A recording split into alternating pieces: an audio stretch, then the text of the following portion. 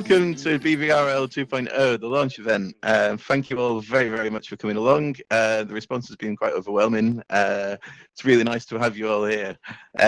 This is a continuation of what was previously the Bristol VR Lab, a physical space in Bristol, in England, UK, which was a co-working space for people working on virtual and augmented reality. It was created in conjunction with the UK government and with some funding from them to get lots of lovely equipment that we had, and also University of Bristol and University of the West of England.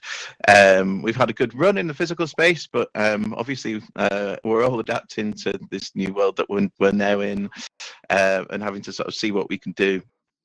Otherwise, so we've created this space here with the lovely help of, with the help of the lovely Mike Parker, a 3D artist who's worked for us before. I'm Dan Page, by the way, and I work for Opposable VR. Mike has worked with us previously to create some of the 3D assets for our games that we've created in the past. So I thought it'd be a good shout to create this world, and I'm sure you can agree he's done a really lovely job of it. Today's a little bit about a catch up with some people that have spoken for us before at the VR Lab itself, where we run afternoon seminars quite often. So yeah, it's a little bit of a look at what people have been up to for the past couple of years, where their companies and themselves have been as individuals, and how they've adapted to COVID, I guess, really, because it's hard not to talk about that right now, and also kind of what they're doing going forwards from now. First up is Sam Watts of Make Real, who's spoken for me on various occasions. In the past, I used to run with Ben Truella, also who runs Opposable VR World Congress. Sam's spoken for us, I think, every year at VR World Congress, and come and spoken for us at the Bristol VR Lab as well. I am going to just set up his slides now, but Sam, if you'd like to come forwards and say hello while I do that, please do. Set myself an amplify. Good afternoon, everyone. Thanks, Dan, for inviting us here to this inaugural event at the quite astounding custom world that you've created here in AltSpace. I do encourage you all, after the talks, to go and have an explore and find all the secret nooks and crannies. It's a shame, obviously, we can't be doing it in the real world, but this is a fairly good alternative. I'm going to be talking on that theme of COVID and VR and how we do VR currently with some of our clients who can't all, like us, be together in the same space. But just quick, just check that everyone's emotes are working. Can you give me a smiley face just to check you can hear me okay and you're all ready and raring to go? Excellent. Okay, this is the new AltSpace presentation tool. I haven't quite got used to it yet. I've got to do it on screen. I have to say this is probably the biggest screen I've ever been in front of. So yeah, I'm Sam Watts, Immersive Partnerships Director at Make Real. We're a studio down in Brighton. There's in the other Bristol, as it were, down in the south. And we've been creating immersive content for about a decade now, and specifically a lot of AR and VR since sort of the rise of the Oculus Rift in 2012. I've worn a lot of headsets. I tried a lot of VR, made myself quite ill a number of times. But you know, these days, I think we all agree in 2020, everything's very comfortable, very straightforward, and just generally works. And part of what I do is a lot of this, normally in the real world. As Dan mentioned, various events in Bristol that he's organised, but also various places around the world and the UK, evangelising the benefits of using VR. And it's this that's led to working with a number of our sort of high profile clients and enabling them to understand how VR benefits them in terms of training, and you know, validating those use cases of why they're using VR, as opposed to just using it to like tick an innovation box. So some of the people we work with, a large number of organizations, everything from some of the sort of obvious use cases of VR, of putting people into dangerous environments, or soft skills, putting people into the shoes of others, allowing them to role play scenarios which is just difficult or embarrassing or cumbersome to do in the real world. But we're mostly going to be talking today like how they actually do training before the great lockdown of March 2020. And typically, it would be in a classroom. It would be a multiple set of people within the same space. They'd have a number of devices. They'd be sharing devices. They'd be using bespoke apps, typically created either by us or other vendors for them. Quite often it would be single user, or we started creating a number of asymmetrical experiences. So one person's in the headset, but then the rest of the group they have a set of instructions or the additional data, and then they work together with the person in the headset. Some of you may have played Keep Talking and Nobody Explodes like that, but with enterprise training, or sort of multi-user space where everyone's working collaboratively together, either in the same space physically or remotely connected. But so some of the early examples, EDF were very early adopters of immersive technologies, been working with them since 2014, and there's a lot of sort of exploration of how they could use it around training, all to do with mostly Hinkley Point C and their employees and people coming on board and educating people about it. So they've got HoloLens, early Vive there, and today they still use a lot of Quests and Goes, and HoloLens 2s. And then the sort of the bit about doing and replicating real world, this is working in colleges. This is electrical and plumbing training, MVQ level 3 apprenticeship training and assessment. And it puts them in a scenario, allows them to take it a bit more seriously rather than just having all the boxes lined up next to each other, just copying from one another. They are fully present and immersed within their residential training assessment scenarios.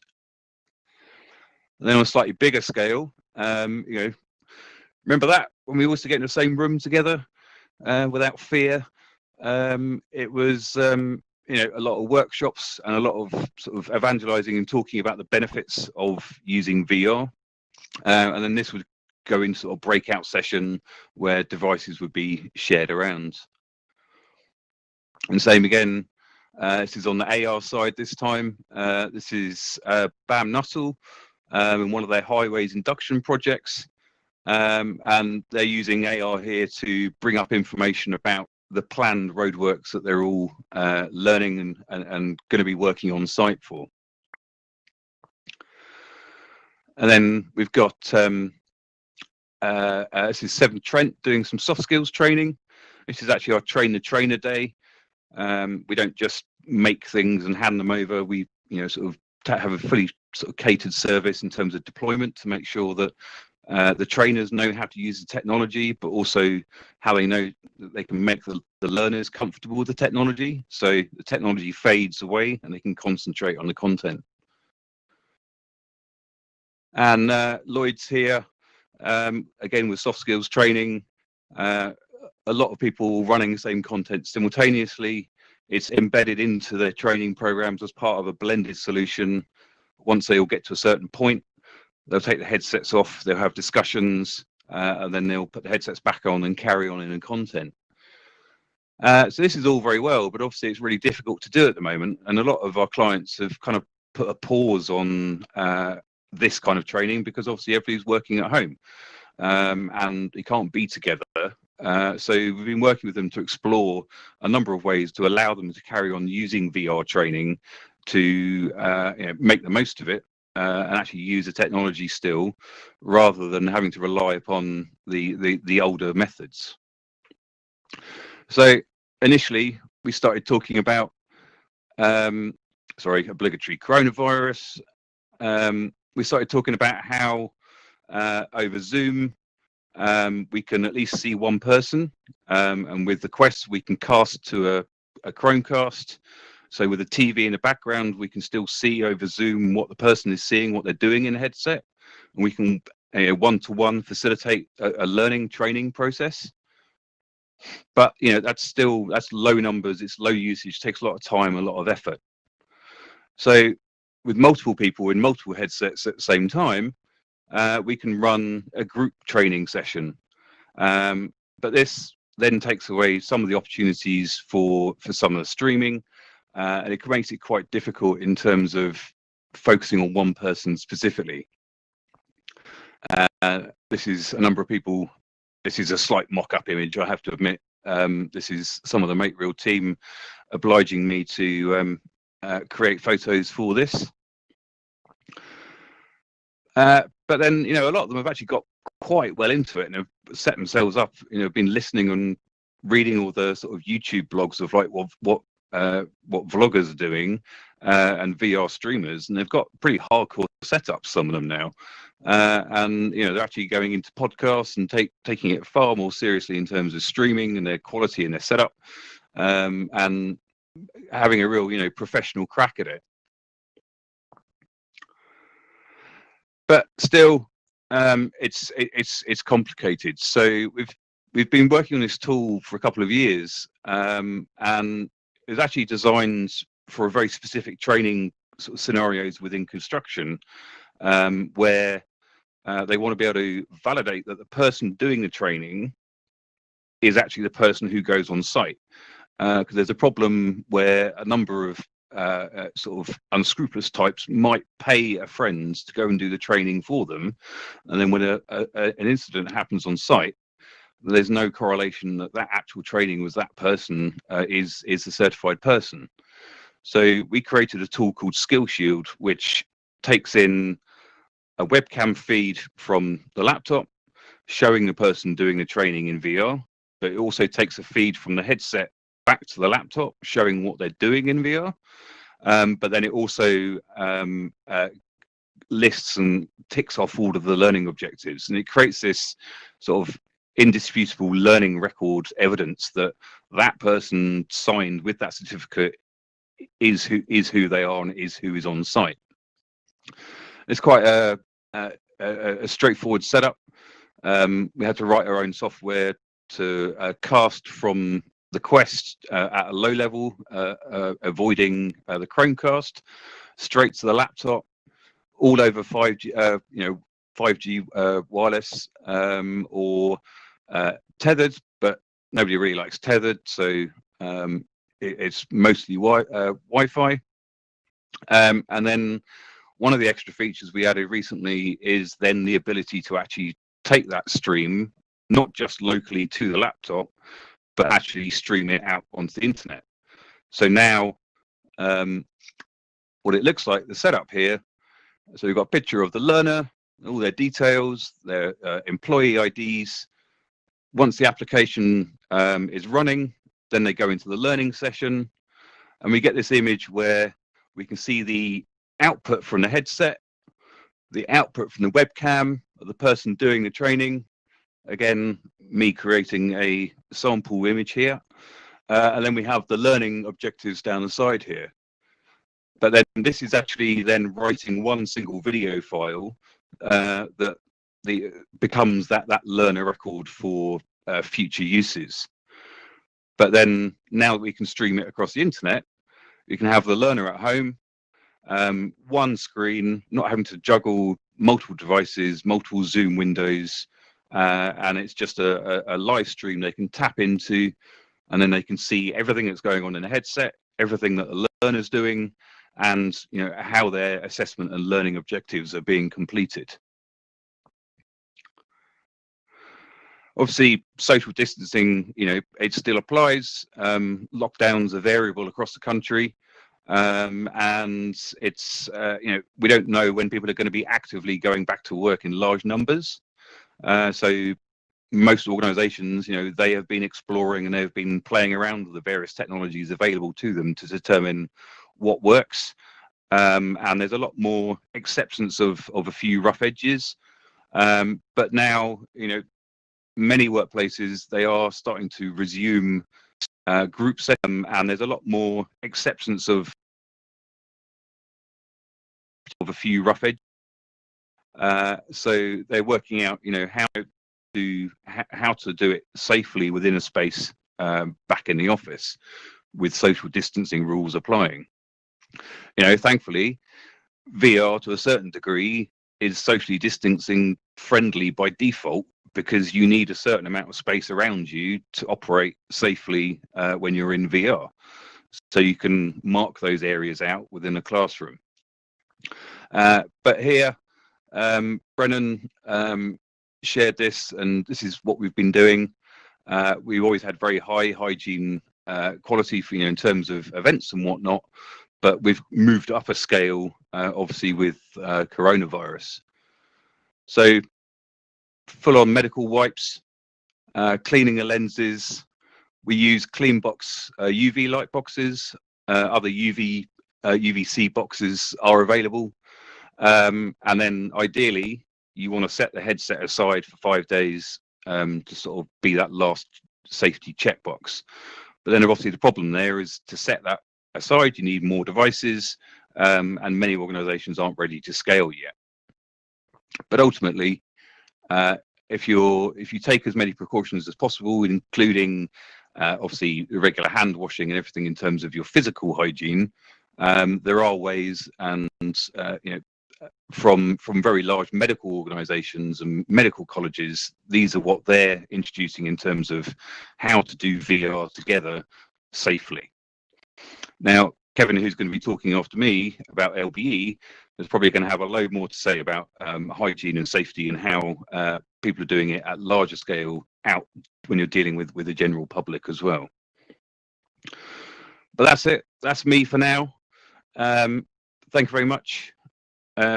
We started a little bit late, but I don't know if you wanted to have any questions, Dan, if you'd worked that out.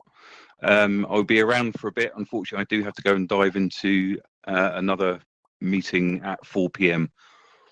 So, okay, let's give that a go. Thank you. Big love.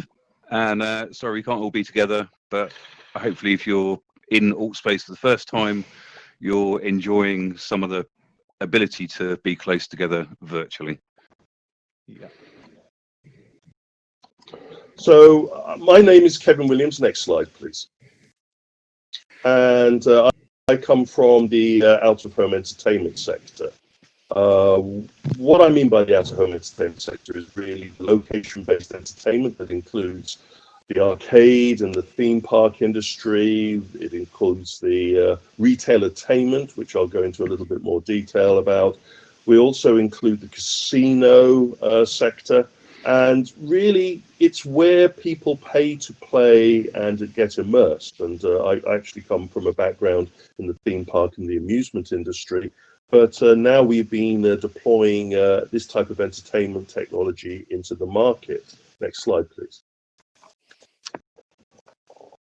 The market is quite diverse. It is really structured around the ability for individuals who are interested to come to our facilities and play in virtual and immersive entertainment. VR is just one of the tools that we use in this sector. And we've been deploying VR in out-of-home entertainment. It's easy to say for the last 15 to 20 years. It hasn't got the same kind of publicity as the consumer VR applications, but it's clear to see that we've put a lot more people through the technology over the years, and we've got a much better grasp of its applications. With that, we've also been very aware of the issues of dealing with hygiene. Now, you have to understand that hygiene is an aspect that we deal with on a day-to-day basis across all aspects of out-of-home entertainment, from the cleaning of 3D glasses for the theatre industry to the helmets that are used for go-karts, even down to the shoes that are used in the bowling industry. Cleanliness, hygiene and safety of our customers and operatives is essential.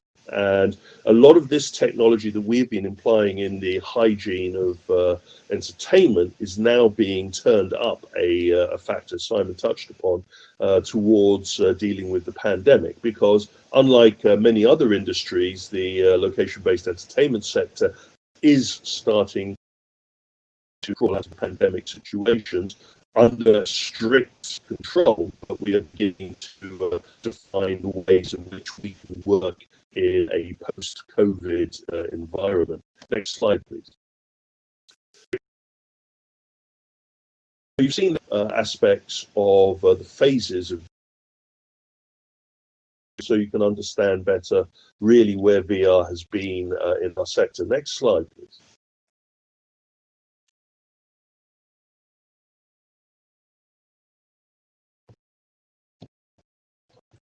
I can't. Could I have the next slide, Dan? Oh, can you hear me now? I've lost you. Maybe press. Oh, there we go. You're back. Okay. Oh, right, back in the room. Yeah, there we go. So when we talk about virtual reality technology, we're really talking about taking the consumer tech as it was back in the early phases and trying to apply that to the needs of out-of-home entertainment. And so we took the PC systems that were coming out, the Vives, we took the Oculus systems, the Rifts that were coming out. We even took the Samsungs, the standalones, the early standalones, and deployed those in entertainment applications. And I'll show you some examples in a minute. But over the latest phases, we've now seen a clear divergence in three areas. The first being standalone, most notably with the Quest, but also with the HTC systems, and soon systems we're going to be seeing from Samsung and Panasonic. We then have the mid-scale PC systems, which are still tethered, but are using inside-out tracking. That was the Rift, now superseded by the HP systems, the HTC systems. And then finally, we have the high-end PC platforms. And in that area, where we move from the Vive and the Vive Pro and to systems such as the Valve Index, we're also now seeing the first development of systems specially built for out-of-home commercial entertainment and commercial enterprise application, and that is the Varjo, the Pimax, and also some new systems which you'll be hearing a lot more about at the end of the year. Next slide, please. As I said in the early days, we were looking more at a experiential, a sit back and enjoy the view kind of approach to VR. Here you see an example of the Mummy experience, where you're seeing a specially created 360 experience, but also experiencing that sitting in a unique motion seat that was synchronized to the virtual experience. Next slide, please. As I said, with the early standalone systems that we deployed, such as the Gear VR, we deployed those onto motion platforms, onto flat ride systems, and in this particular case, onto roller coasters, allowing us the ability of having the roller coaster experience augmented by having a unique virtual ride experience created through the VR system. And the nice thing with that is change the software, and suddenly you've gone from a space experience to an alien experience without having to rebuild the attraction. Next slide, please. And why not try and apply a little bit of virtual reality to your bumper car experience? And we are now rolling out in the sector a number of attractions that use virtual reality married to flat ride experiences. In this particular case, using the Pico head-mounted display with a very high fidelity tracking system, you are able to totally immerse the users, the players, the riders in a virtual experience, while the physicality, the thrust, the physicalities of the experience are achieved through the bumper car. Next slide, please. Even waterproof VR, the ability for people on flume rides to put on head-mounted displays, and again through the tracking mirrored to the movement of the guests through the experience, a virtual environment and a virtual experience can be created. And even now, the development of waterproof VR systems are being deployed in swimming pool experiences where water jets simulate the movement and the control of the guests through a virtual environment, and the headset simulates either traveling through a space station or traveling the bottom of the barrier reef and interacting with the creatures that they would find there. Immersive entertainment is a flexible tool that we can deploy in a multitude of environments. Next slide, please. We have also developed kiosk systems that allow individuals to walk up and jump into virtual environments. And you will notice that a number of these tethered kiosk systems incorporate UV light sanitation systems. So the next user, when they activate the system, the headset comes down after being cleaned and sterilized by those kinds of platforms. And these are drop-in and jump-in virtual experiences that are very popular in the Asian market and are growing in popularity in the Western market. We've already seen a number of these deployed offering Beat Saber as a game experience, and I can reveal that a brand new system using this kind of technology will be launched using the latest of the Vader Immortal lightsaber experiences. Next slide, please. We move from the tethered kiosk system to the tethered enclosure system, and companies such as Hologate have developed compelling and next generation VR enclosures that allow up to 4 players to take part in VR experiences. So not only do you have the ability of free movement within the enclosure experience, but you also have the ability of synchronized multiplayer experiences, and that has driven a great hunger in our market for this level of engagement. Most people that go to out-of-home entertainment facilities are not going on their own, they're going with groups. And one of the things that VR consumer finds difficult to actually achieve compellingly, but we're able to do with the power of our technology and out-of-home entertainment, is to have multiplayer, multiple immersive experiences to a high fidelity, to a high level of immersive engagement. Next slide, please. And obviously, the ability of that kind of tethered multiplayer experience can be employed to other kinds of game experiences beyond the usual shooting zombies and cutting watermelons in half. We have the ability to create virtual reality escape rooms where people work as a team together.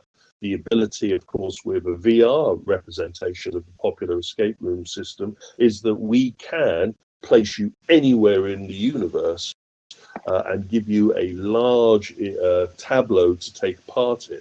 The limitations of the conventional physical escape room can be superseded by the use of virtual reality application. We have companies in the escape room business that, due to lockdown, are unable to offer their physical escape room business, but are able to deploy their VR escape room system without the have to follow the COVID measures. And it is this kind of immersive entertainment being transported to the homes of VR users, as well as being utilized in special VR entertainment facilities, that offers a brand new business model, a new vertical for these companies to build upon. Next slide, please. Obviously, you have heard a lot about free roaming VR. It is one of the phases of out-of-home entertainment technology that has got a lot of interest. The early systems, such as our friends here from Zero Latency, have seen multiple systems over about 47 units dotted all over the world, offering up to 8 players the ability to compete in totally immersive systems. They're wearing a powerful backpack PC that supplies the virtual experience. They're using powerful haptic feedback weapon open systems to create a compelling immersive experience. And this has been one of the attributes of out-of-home entertainment VR applications that has drawn big interest. I am just come back from visiting a number of European free roam VR experiences that have reopened, and they have seen a great increase in their audience as people come out of lockdown and are looking for a compelling and unique experience. Next slide, please.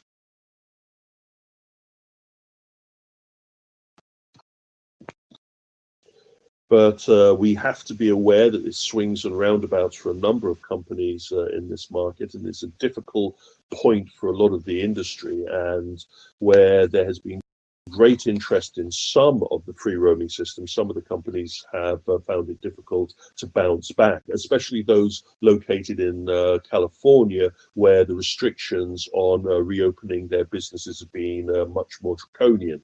And the Void, one of the poster boys of free roaming VR, has found it difficult. Next slide, please. And our friends at Sandbox VR have also found it very difficult to bounce back. More to do with their business model and the pressures that are being put upon them by the post-pandemic market, rather than the interest and the popularity to use these systems. Next slide. Slide again, please. One of the aspects of out-of-home entertainment is also the draw of competition, and we have seen an explosion in interest in esports following the suspension of live sport and professional activities, where digital entertainment has taken over. And the out-of-home entertainment industry has been working very closely in promoting esports as a platform for us to share with a very interested audience. Next slide, please. We have seen companies like Vertrix, who just announced this morning the development of a brand new consumer version of their omnidirectional treadmill platform. They have had great success in the out-of-home entertainment sector, with over 100 units installed around the market, and they have depended on a very high level of esports engagement with players utilizing their system, which they're going to hope to cross over with their brand new consumer release. Next slide, please. In Asia, obviously, there has been an explosion in esports adaptation, and the utilization of esports married to VR simulation and VR free roaming systems has grown exponentially, and we will see that reflected in a number of the systems that will be coming over to the Western market in the next few months. Next slide, please. But I have focused heavily on virtual reality, and I work in the immersive entertainment sector, and you need to understand that that sector covers other disciplines. One of those obviously is augmented reality, the ability to put on a headset and see the world around you, and then have special effects, the lightning bolts that you shoot, the coins that you pick up in a go-kart experience, the shield that you put up to defend yourself in a PvP game, are compelling entertainment levels. And here you see the Hado system developed by Meeleap, and they have achieved a great following, especially in esports, with this player versus player augmented reality gaming experience. Next slide, please. They have applied that augmented reality playing experience to the go-kart experience. So we have seen bumper cars turned into virtual reality platform. We have now seen go-karts and bumper cars turned into augmented reality systems, and we will see this new immersive technology used for a third time in turning this physical experience into a digital game experience. Next slide, please.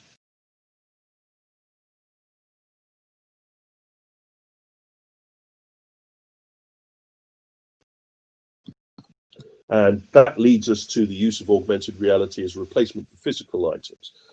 So you can have that zombie scare attraction, that Halloween experience, where rather than people in rubber suits and makeup jumping out and scaring the guests, can be replaced by digital actors that create the scare experience while the individuals walk through the environment. And the use of augmented reality in walking attractions has gained much momentum in the business. Next slide, please.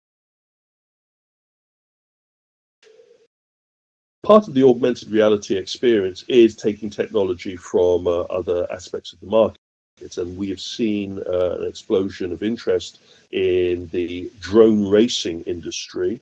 And the professionalism of that particular sport has drawn interest from many markets to apply that into a kind of interactive entertainment system that we can deploy in our facilities. And the beginning of the first drone control gaming platforms using augmented reality display systems are beginning to appear on the market. And this will be something you'll be seeing a lot more of in the coming months ahead. Next slide, please.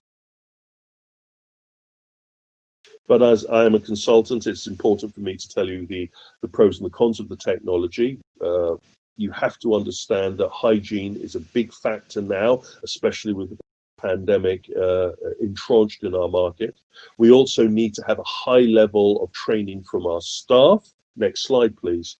And we also need to take the technology that is available in the market and mold it to meet the needs of being able to be cleaned effectively, for being robust against being dropped or damaged, and also for us to be able to configure it to meet the needs of haptic feedback and additional elements such as spatial audio, features that are not cost effective for the consumer version of the technology, but are essential for our needs. And one of the things that we've been hearing a lot of conversations about is the sharing of the consumer head-mounted display against sharing of the commercial entertainment system, especially as we're using closed foam, specially cleaned, UV compliant hardware. Next slide, please.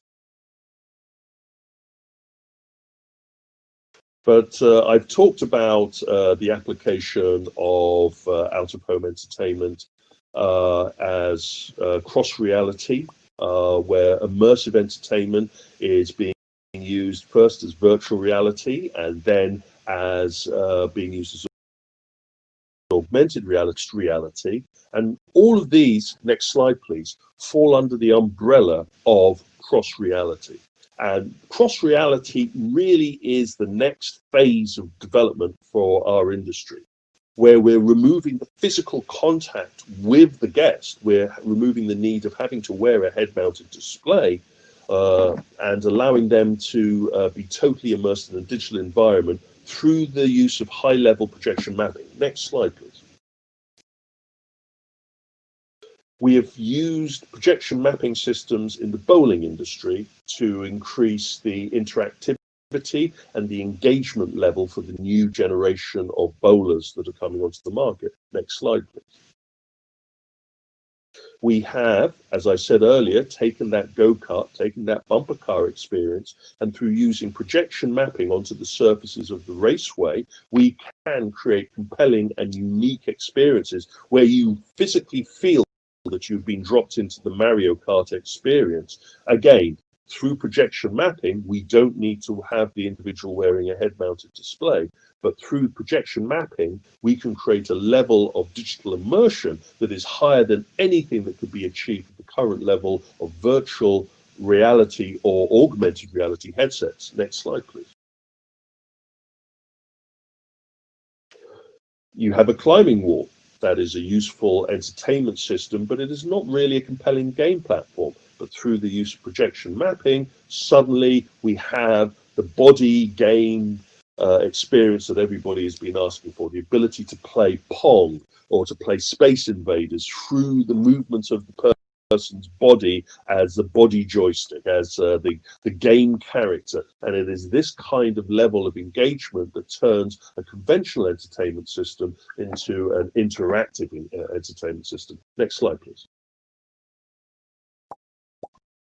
And then the ultimate level of engagement that we are working for is the complete room projection mapped immersive experience. Here you see a Disney prototype system that was deployed a few years ago, where all of the objects in that room are real, but they're being projected upon. And it is that projection mapping technology that can allow people to shoot the custard pies at the objects within the environment, and they can react through the digital animation. But they have a level of physicality. And again, at the click of a mouse, you've gone from shooting custard pies to snowballs. You've gone from Santa's grotto to zombie invasion. Another element of the digital interactive entertainment sector is the ability to quickly and easily change the market needs. Next slide, please.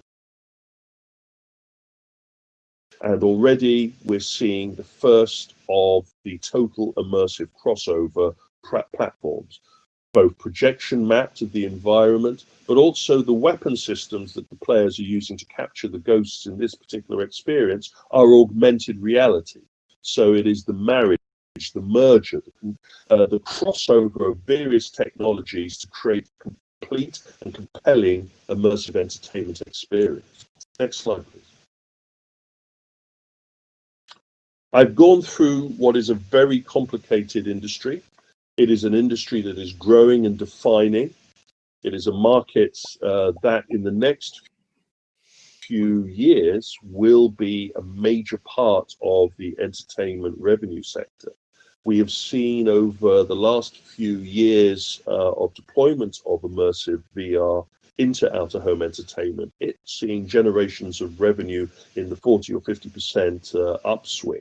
And now with the latest of the crossover cross-reality technologies, we're hoping that more and more compelling experiences and unique entertainment facilities will start to open up. Again, COVID has been the proverbial kick in the jewels department for us, but we are working very hard to both embrace the needs of the post-COVID market, but also to deal with the stir-crazy entertainment audience that is emerging sleepy from their homes and looking for unique, safe, and compelling entertainment. And when we talk about this, we have to bear in mind these key points. It has to be a compelling and repeatable experience. It has to have compelling software, and it has to be safe and easy to operate. Anyway, I've taken enough of your time. Next slide, please. If you have any questions about this particular sector, or if you would like to know more about some of the images that I've shown up there, then you can email me directly. And if there's any questions, I'd love to take them. Thank you so much. I'm hoping that people can hear me right now. There we go. Do we have any questions? Thank you.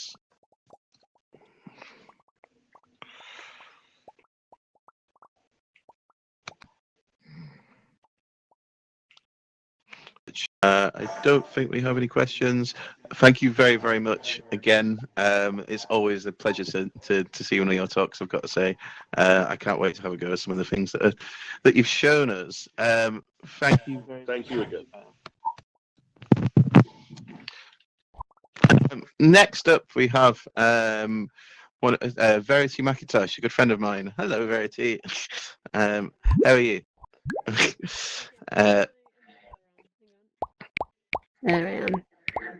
Hi, everybody. Let me just load up your slides. I can hear you definitely. Skills. If anyone else can hear me, do you want to send up a little emoji? Yay! That's nice. Hi, everybody. Lovely to meet you. So I get a sense of how comfortable everybody is. Can you send up an emoji of your choice if you're wearing a headset? Yeah? And then if you're on the browser, so infinitely more comfortable. Yeah, a few. Okay. Yeah, I think because we've been going for about an hour, I'd just like to completely give permission to anybody who wants to take their headset off for 60 seconds and have a breather and like flex their eyebrows. Now is a good time. Feel free. I won't be offended. I'll try not to say anything interesting in the next 60 seconds. But if you need to just stretch your body or move your head around a bit, now is a really good time. Looks like I have slides. Hey, Dan. I think I have the same problem with not Oh, you having don't, do control you? of the progression. Yeah, something magic's How happened. bizarre. Can you give it Okay, back, or then. should I just do the next slide, please thing, like Do you know like in a what? I've no painting? idea I've no idea what's going on there whatsoever. There's That's no all reason right. why you shouldn't have it. So I'll just be on the ball again. No worries. You'll be happy to. I haven't really gone crazy with slides. There's like 6 in there or something, so it should just be mostly a question of me dancing around in front of you. So, hi everybody. I'm Verity McIntosh. It's really nice to see you guys here, and such a pleasure to be in the Bristol VR Lab 2.0. As some of you may know, I'm a resident of the physical Bristol VR Lab and have been since day one. So it's an absolute joy, and huge congratulations to Dan and Ben and the whole team for putting this together. It's incredible. If you haven't had a chance to have a little explore around some of the real and imagined versions of the fine city of Bristol, then please do check it out. Either while I'm talking or maybe afterwards, entirely up to you. But yeah, it's a really spectacular place, and it's been a pleasure to have a little look around. So who am I? For some of you who may have met me in real life and are trying to work out if it's me, or if some of you want to be able to sort of see what I look like in real life, I'm going to go next slide, and you can see what I look like, kind of. That's me. There you go. That's me in the coffee. So I am a senior lecturer in virtual and extended realities at the University of West of England, otherwise known as UE Bristol. One of the main things I do there is I run a master's course in the same field in virtual and extended realities, which encompasses all of those kind of broad VR, AR, MR, everything else that we've been talking about so far this afternoon.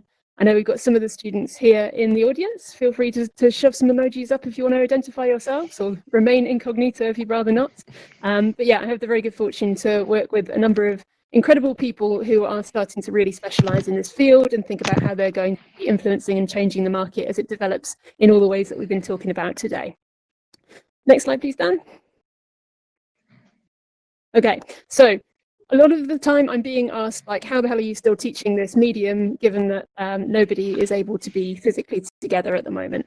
And to give you a little kind of insight into the way we used to work, so in the lab in February, before lockdown, we were all there together, putting on mocap suits, running around the space, working with these mad little mannequins, very physical, very involved, very much using the specialist kit that was available to us.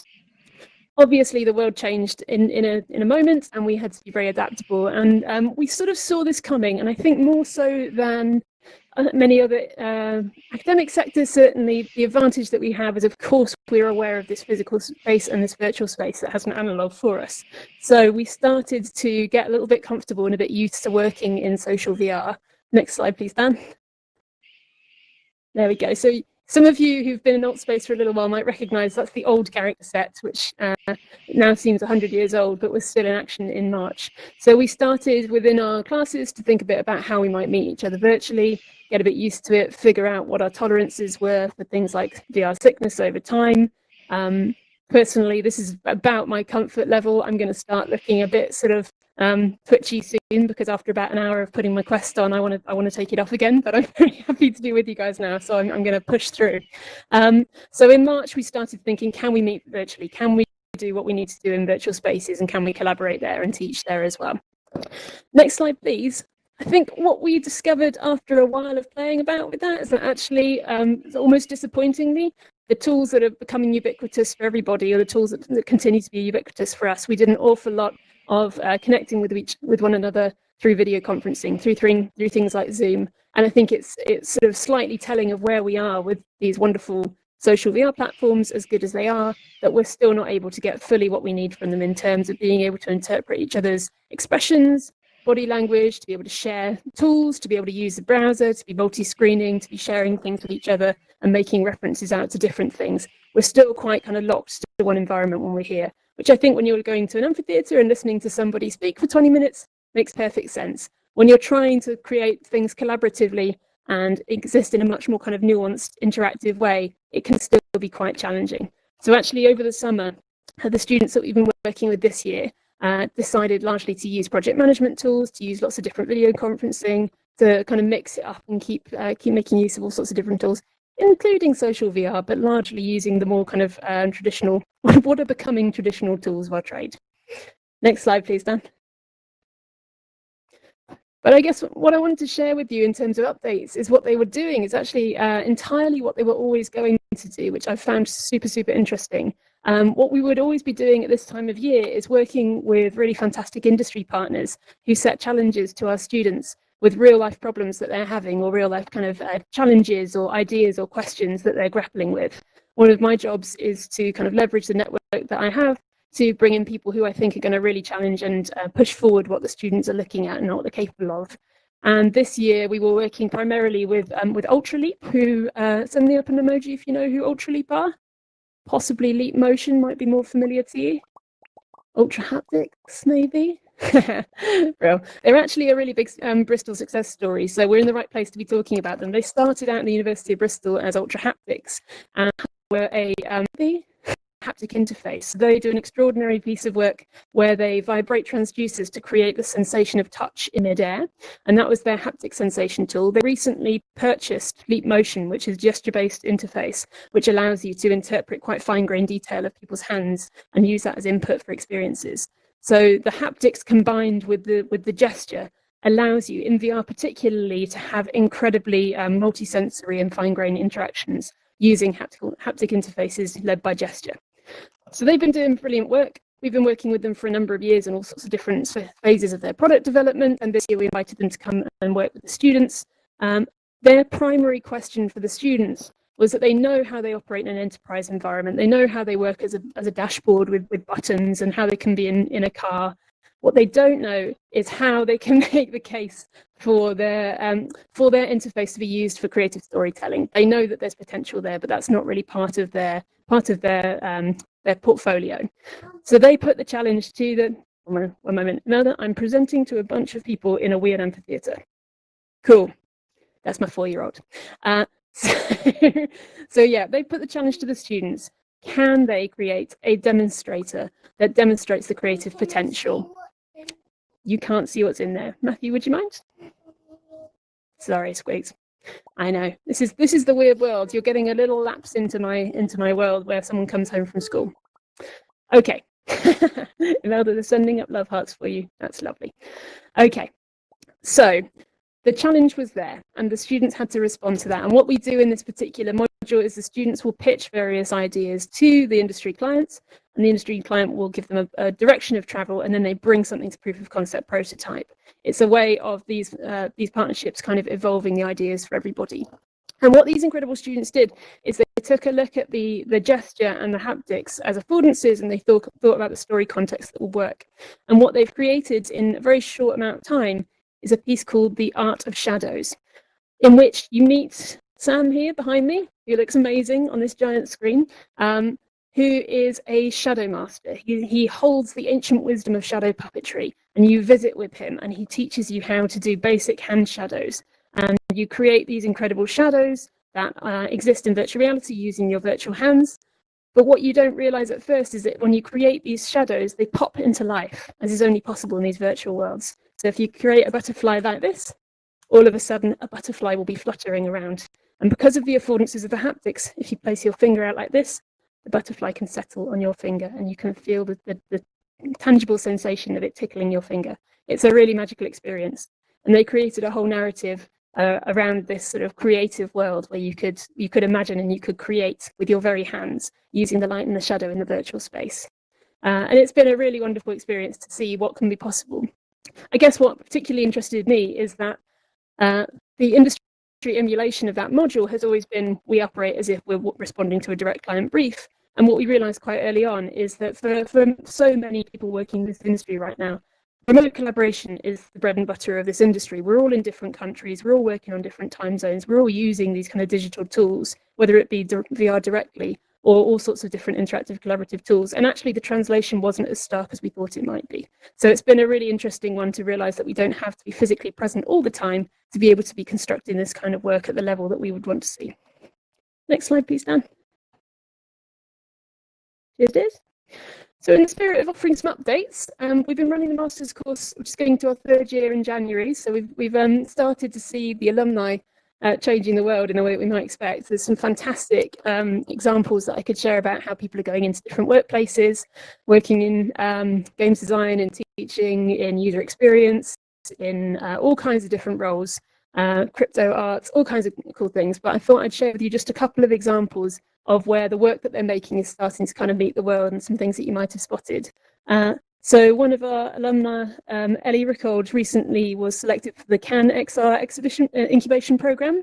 You might know that some of the larger sort of film festivals and so on have taken their programs entirely into virtual spaces this year, and Cannes was one of those. And they had a business incubator for specific project ideas. And Ellie pitched an idea that she'd had whilst at university, which was about using the affordances of scale in VR. As some of you all know, it's an incredible place to be super teeny tiny or absolutely fucking massive. And this is one of those things that works really well in VR because you have that potential to be the size that we choose for you.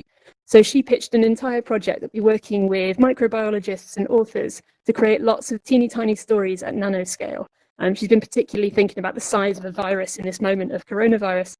And if we could shrink ourselves down to that size, what would we understand about the world when it gets to that kind of micro nano scale? And how would we understand ourselves? What is the embodiment of self when we are microns thick?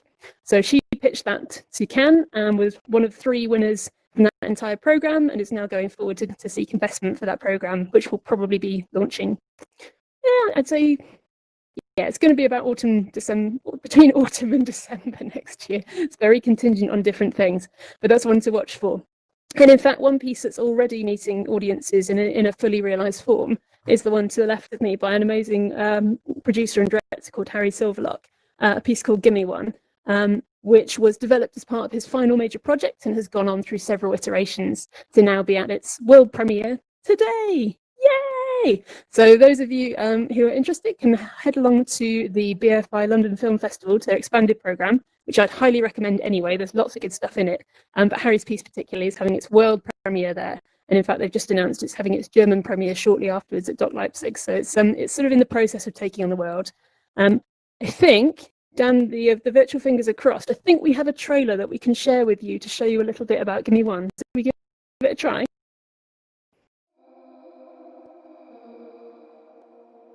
So the ballroom scene was started with the design and intention of creating safe spaces for not just trans women of colour, but queer people of colour. Sharing, dancing, Dance has always been a part of my life. and where I can express myself. It felt like home, It's a place to be free. our survival and our existence. I worked in McDonald's because of homophobia. It's our ballroom, it's our competition, we take it very seriously.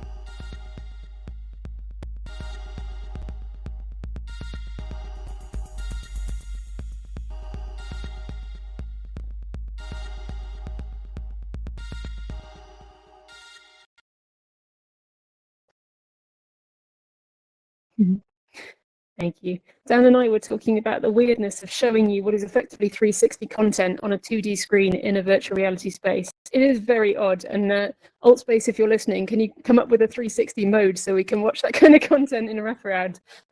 Yeah, hopefully you've got a flavour there. Harry was particularly interested in VR as a sort of a safe space, as an enclosed space to have private conversations and to create safe space for expression. So he's using the form factor to kind of motivate the sort of stories he wants to tell in real life. And it's nice to see that kind of maturity of thinking starting to kind of pepper through in some of the work that he and others are making right now.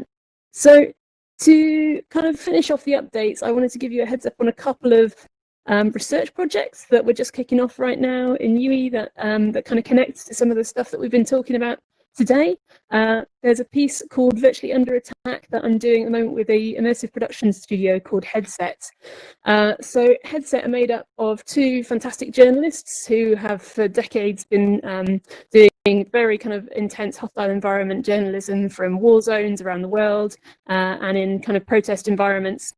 And they have observed that the training that exists for that kind of experience for journalists is pretty old and creaky. It often relies on a kind of a replication of military training, and it presumes a quite old idea about journalism in that the journalist gets to write the word press on their flak jacket, put a safety hat on, and will be untouchable, which is very much not the experience of journalists right now, particularly in public protests. They're often singled out as fake news and can be the subject of significant amounts of antagonism and often violence. So there's a real need for an update in hostile environment training for journalists in general. and they are particularly interested in the affordances and the potential of immersive media to, so yeah, and the need for really intense environments have some degree of direct personal experience of that before they do so that they can work with trainers, they can work with psychologists, they can kind of anticipate what they would do and plan in advance of being in these what they call kind of big bang environments. So they're developing a really interesting piece that uses biometric feedback to modulate the intensity of the experience that a journalist will experience in a protest scenario. And as a researcher, I'm super interested in how audiences are responding to that. Do they feel that it's a direct first-person experience? Do they feel somehow removed from that? And what their own previous experience contributes to that? But also, I'm quite kind of questioning and even critical of the assumption that recreating unsafe space in virtual reality is safe. It is bodily safe, but is it sort of mentally safe? We know that we interpret virtual experience as more real than something that we experience on a screen, and so there's a lot of kind of consideration that needs to be given to how we keep people, how we protect people's well-being in these virtual spaces. So we're doing some interesting research around that I'll be happy to share with you guys later on when it gets there. And then I think finally, next slide, sort of penultimate, if I may. So another piece that we are just sort of getting cracking with is a collaboration between the work that we do in my faculty and the Bristol Robot Lab, which is another amazing facility here in our fabulous city. And it's called virtually there, the presence and ethics of teleoperated robotics. So as some of you will know, there's a real growing interest commercially in this idea that you can use VR to effectively kind of superimpose yourself into a robot body and be remote controlling that robot in a much more sort of embodied and direct manner than if you were doing it with a remote control on a screen. So there's a more immediate way of becoming the robot and undertaking all sorts of tasks that perhaps would be unsafe for a human body, but might be okay for a robot, potentially. We have a specific scenario that we're looking at in a nuclear decommissioning facility, where we have a nuclear facility that needs to be effectively dismantled, but the tradition has been to this point to not necessarily kind of fix problems as they came up, but to concrete them over. And so we don't really know what's in there. And so robots, drones are being sent in to appraise the danger of the situation, and those robot drones are being controlled by an operator in virtual reality. It's a really fascinating piece of area of research for me because to this point, many of us have assumed that dialing up the sense of presence, dialing up the sense of reality, this kind of hyper reality that we can create in a virtual experience is preferable, that maybe we just want to kind of keep going and upping the fidelity until we believe that we're there. But if we've designated that a place is awful for a human body to be, that we wouldn't want to be there, we wouldn't put anyone that we care about in that situation, then do we really want to be replicating that as realistically as possible? Or do we want to play with some of the visual, some of the sonic, some of the haptic elements of that to kind of create some sort of dissonance between the reality of the situation and the thing that we're asking someone to do 8 hours a day as their job? Can we create something that still enables that task performance, but that is much more thoughtful about the well-being of the operator? So we're at early stages of that. We're working with some incredible sonification experts to think about how we design the soundscapes, working with some incredible Unity developers to think about the visual landscape, and we're going to be doing lots of cool user tests and interesting things in the next few months. So if anybody wants to get stuck in with that, then yeah, just sort of friend me on this, and we can dial you in. But yeah, there's loads of stuff kicking off, and I think one of the things that has been helpful over this weird time is that some of these seemingly disparate research areas have been connecting up with each other because nobody's in their office, in their faculty, talking to the same people. We're all kind of out and about in weird virtual spaces, finding new things to talk about. And I love that about this current moment. And I hope this is an opportunity to do more of that with you. So to the next and final slide, just to let you know, if this is the sort of thing that you like to think about and talk about, we are currently recruiting for our January cohort. I'm doing my sales pitch now. So we have a small but perfectly full master's cohort every year that starts in January. We are pretty nearly full, I will admit. So if it's on your maybe list, probably talk to me about it sooner rather than later, or get your application in. But we do still have just a few potential places left if you're the sort of person that wants to get stuck in and that you can offer something different. We're always interested in new voices, people who can challenge us and bring something unusual and unexpected to the picture. Then now is the time to do that. My details, I think, are up behind me. I'm Verity McIntosh. It's been an absolute pleasure to be with you today. Thank you very much, and thanks, Dan, for wrangling the slides. I will see you guys somewhere near the cranes and the balloons. Yeah.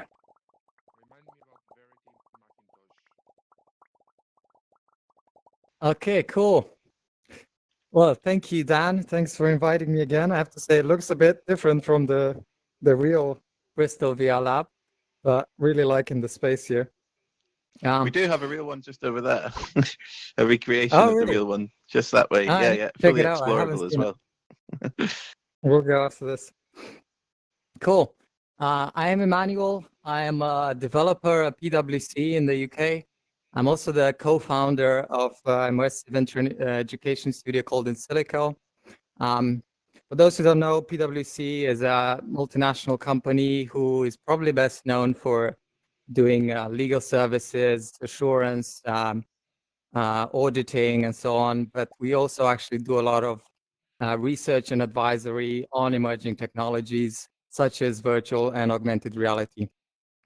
My presentation, I want to talk to you about an area that is of growing interest for us and for other companies,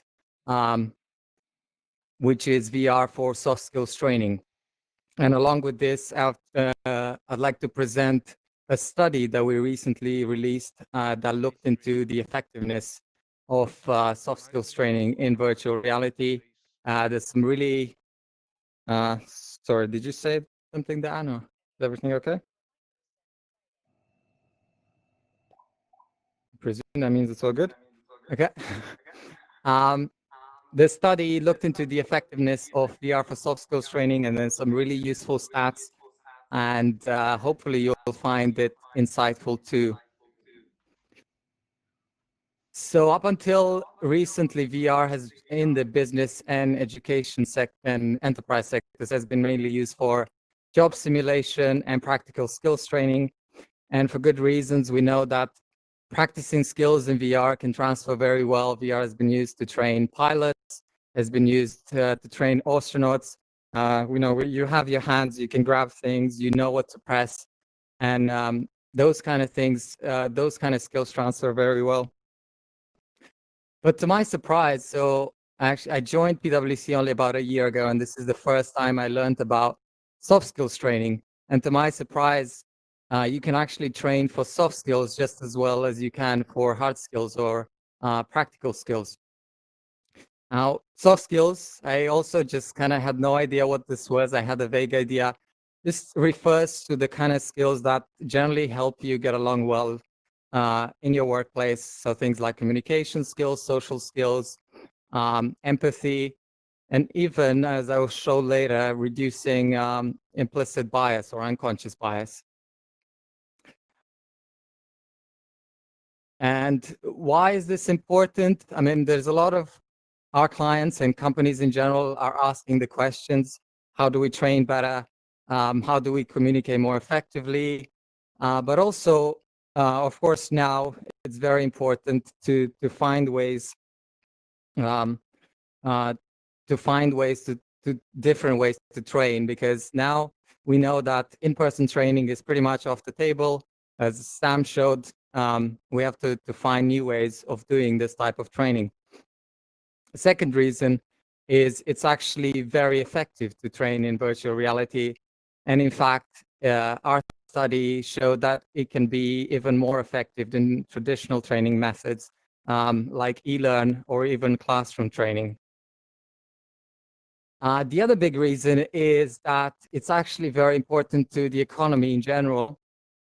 This was an economic report done by us, released last year, and it looked at the impact of VR, AR technologies in general. And by 2030, these technologies will add up to 1.5 trillion to the economy, and 290 billion of that is just from training. I mean, it's just a lot. I can't even fathom how much that is, but it's a lot. And then this is actually some research that one of my colleagues is working on.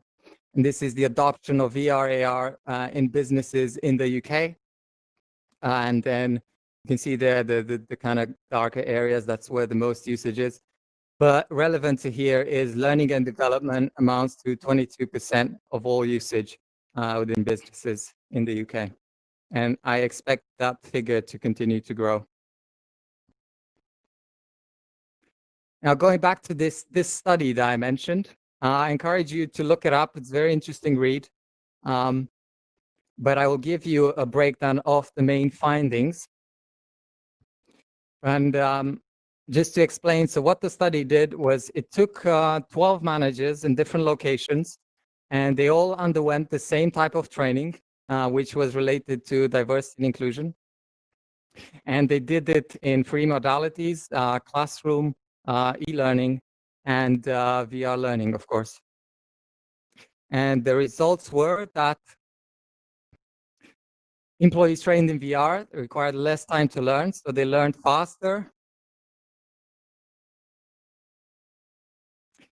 VR learners were less distracted, and therefore the content can be richer.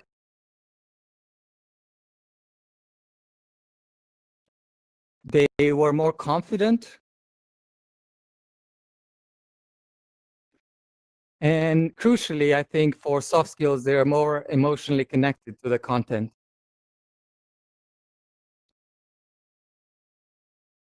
Now, obviously, the big question, well, that all sounds great, but isn't VR expensive?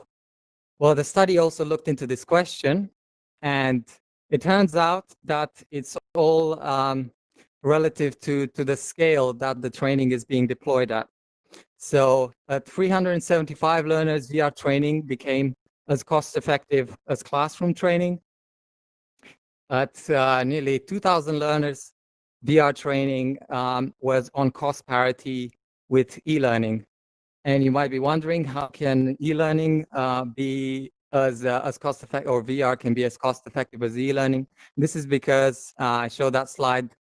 VR learning, you can learn 1.5 times faster than e-learn. So the cost saving comes from the time, takes less time to train. I would like to share with you a video of what a type of soft skills training might look like in VR. I particularly, let's see if the video plays. It's playing for me. I hope it's playing for everyone. How are you? I'm good. I'm good. How are you? You look great. New hairstyle, right? We've addressed the disruptions you've caused with coworkers before. This last one is strike 3. Everyone is so... Oh, come on. Everyone is so sensitive. You know, it wasn't like this 10 years ago.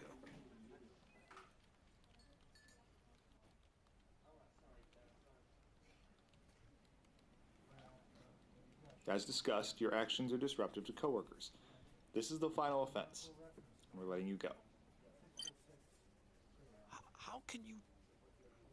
I have 20 more years experience than anyone in there. Have you looked at my I particularly like this example because it shows a scenario that would be very difficult to simulate in the real world, you know?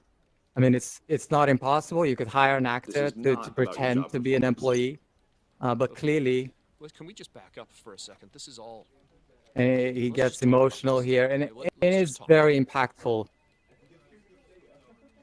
I'm sorry, but we've already talked about this. And I feel bad for the guy. He must have been fired so many times now. His job here in VR is just to be fired.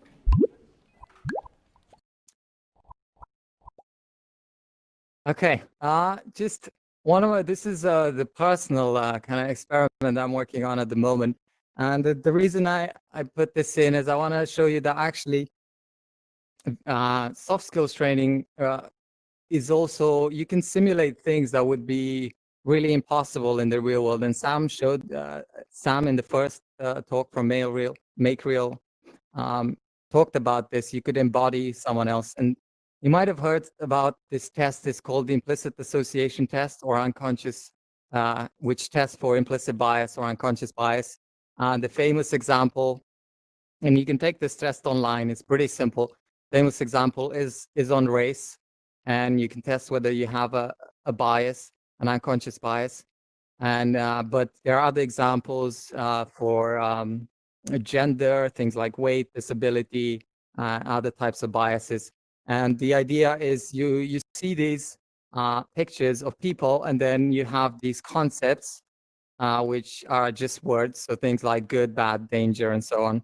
And depending how fast and how easy it is for you to associate the word with a picture, that's the main idea. That's how, so obviously, if you associate good or love or something like that to a white person very easily, but you find it hard to associate it with a black person, that probably means you have an unconscious bias. And this, by the way, this doesn't mean, this doesn't actually reflect your actions or your view of the world, but it's something unconscious. So it actually was frustrating for me. Okay, I have this unconscious bias. Is there any way to train for it? So I'm taking this exact same test and I'm building it in virtual reality. The only thing I'm changing is I'm going to use the Quest hand tracking, as you can see here, and give you different types of hands. So for race, obviously, if you're a white male, you will do the test with black male hands, or if you're doing a test on gender bias, for example, you might get female hands.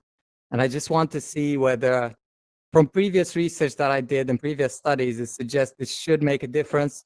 If the hands themselves don't make a difference, perhaps also adding an avatar might make a difference. So there's a series of experiments that I want to do, which hopefully will provide some kind of training for this kind of unconscious bias. Finally, yes, actually, I should conclude about the soft skills training. So soft skills training, in conclusion, it's more effective than traditional training methods. VR learners are trained faster, they are more confident, they are also more emotionally connected, and when deployed to a big enough scale, it can be more cost effective than traditional methods. Finally, I want to share with you one of my quarantine projects when the full lockdown was happening here in the UK. It's a short video, but hopefully we don't go back into a full lockdown. But this might give you some ideas. If you have a Quest headset, you're stuck at home and you're dreaming about faraway places, this is one of the things that you could do. So what I did was I was actually stuck in this apartment for probably 3-4 weeks by now. We could go out, but it was for like half an hour and only to the park. So I decided, what could I do with my headset? I wrote a tutorial for this. If you look up my name, you'll probably find it. But actually, I think there's now a platform you can do this easily to map your home to a game or to another virtual space. And yeah, that's all from me. Thank you, everyone. Thanks for having me, Dan. And I look forward to exploring the rest of the space. Is Dan still here? Thank you.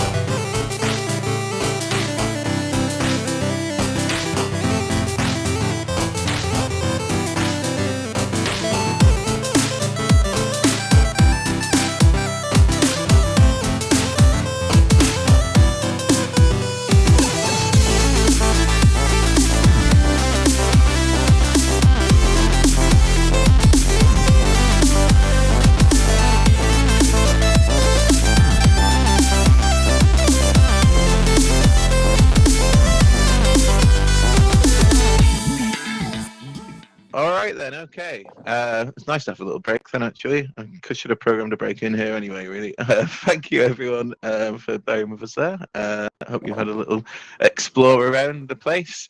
For those of you that have seen the VR Lab, if you've not had a chance to check it out just now, do have a little look. It's just that away, near to where you'll have popped in. I'd like to introduce Lukas Roper, who is a friend of mine again, who's worked with us at Opposable VR in the past as well. He is a shit hot dev, to put it lightly. Cool, take it away, Lukas. Thank you. I've not done a presentation in Ultimate before, so forgive me. And let me know if you can't hear me at all at any point. But yeah. So, well, as Dan mentioned, well, I'm from Verity. We basically are building sort of scalable training. Basically, talk about how we're trying to build adaptable virtual training for everyone. So who am I? Very briefly, I am the current sort of lead developer, sort of Unity focused at Virti. But I, in my history, have also done work for like freelance work in video games. So I worked on a title called Not Tonight, which is probably the biggest release I've worked on games-wise. And then previously used to work for Opposable VR. That's Opposable Games, as Dan mentioned, sort of a corporate experience, VR experiences for clients such as Just Eat, and then also other games and things like Salvaged, which was all quite fun. So our goal as a company is basically to build adaptable, scalable virtual training, and like a whole end-to-end solution on top as well. So Alex Young, our founder, he's basically a former sort of surgeon, and he basically was sort of frustrated where he get a lot of value out of sort of face-to-face personal training, but sort of after a while was realised that he sort of realised that it's really hard to sort of scale that. So you get those opportunities to have that training, but it'd be quite rare occasions. So that'd be great when he got it. When he didn't have it, it would be quite frustrating. And so basically he thought about trying to find a way to basically fix that, and that's where sort of we came in. And so what we offer as like our core product is basically you can watch 360 video, but then we add we have tools basically to add more interactivity and more engagement on top. So for example, the content creator can ask particular questions or add sort of hotspots, and basically layers of interactivity to sort of make sure that the users engage, add extra bits of information on top and make it as interesting as possible.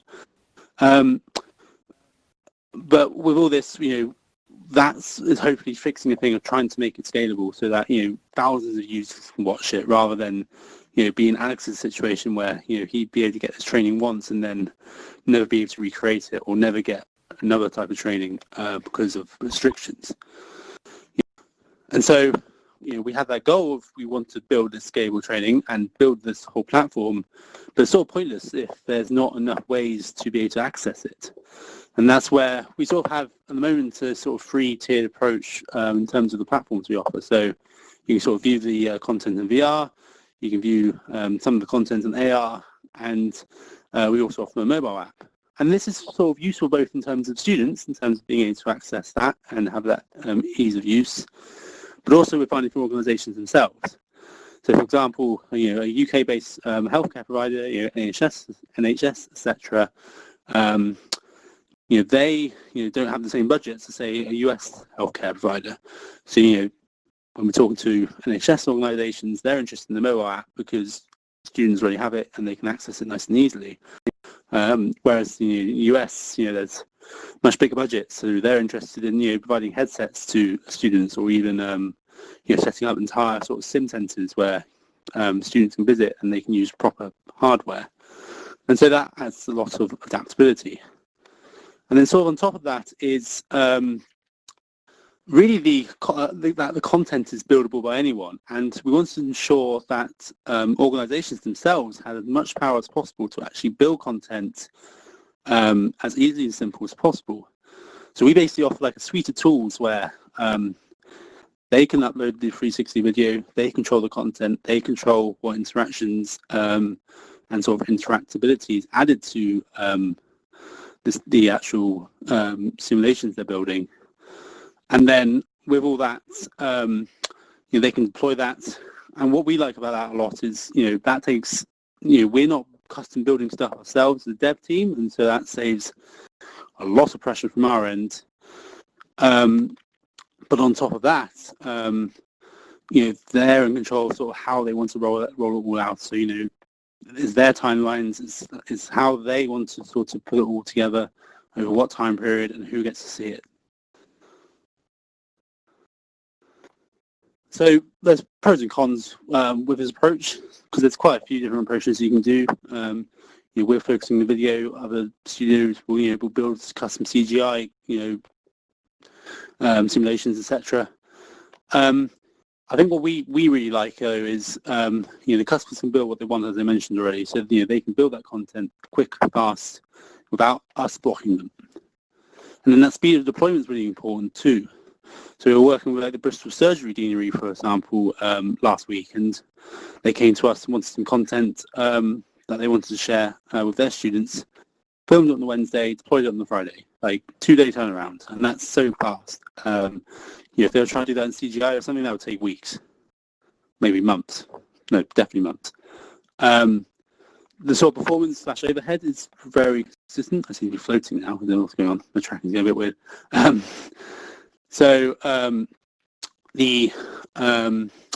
The overhead's pretty level. So we basically just need a device to be able to render a 360 video, a few things on top.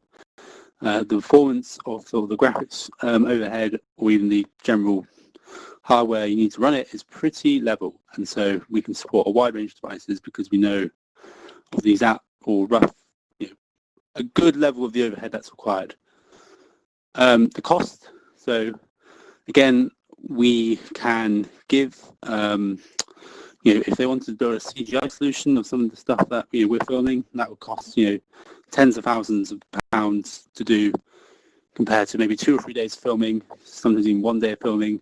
We need a camera operator, the person who was originally going to teach the subject anyway, and a little bit on top. But we're talking maybe 1,000, 2,000.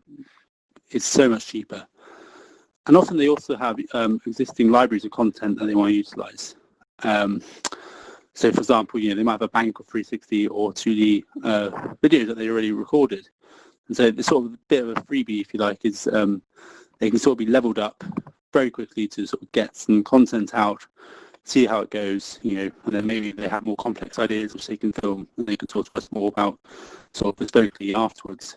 But it's just it's all trying to ease sort of obstacles of, the obstacles that they'll have is just all trying to find ways of, reducing those obstacles, basically. There are drawbacks, and, the main one really being that we offer branching videos. So, for example, you can do this thing of a positive or negative action, and if you do one action, the scenario will play out in one fashion. And if you do another, it'll play out in a different fashion. But a bit like a choose your own adventure book. But if you really want the sort of fine control of the granular thing of this action affects a small action later on in the simulation, then CGI is probably better for that. Especially if you have lots of these little sort of conflict points or decision points, video becomes a bit heavy to sort of deal with all those potential sort of narrative threads, if you like. It's more of a my tracking's getting a bit weird. Hello, am I? Oh, there we are. Sorry. It's more of a process to onboard. So we have to teach basically how to use the tools. So compared to, say, a CGI experience when I've worked before, I would give them a build, it'd be quite a self-contained build.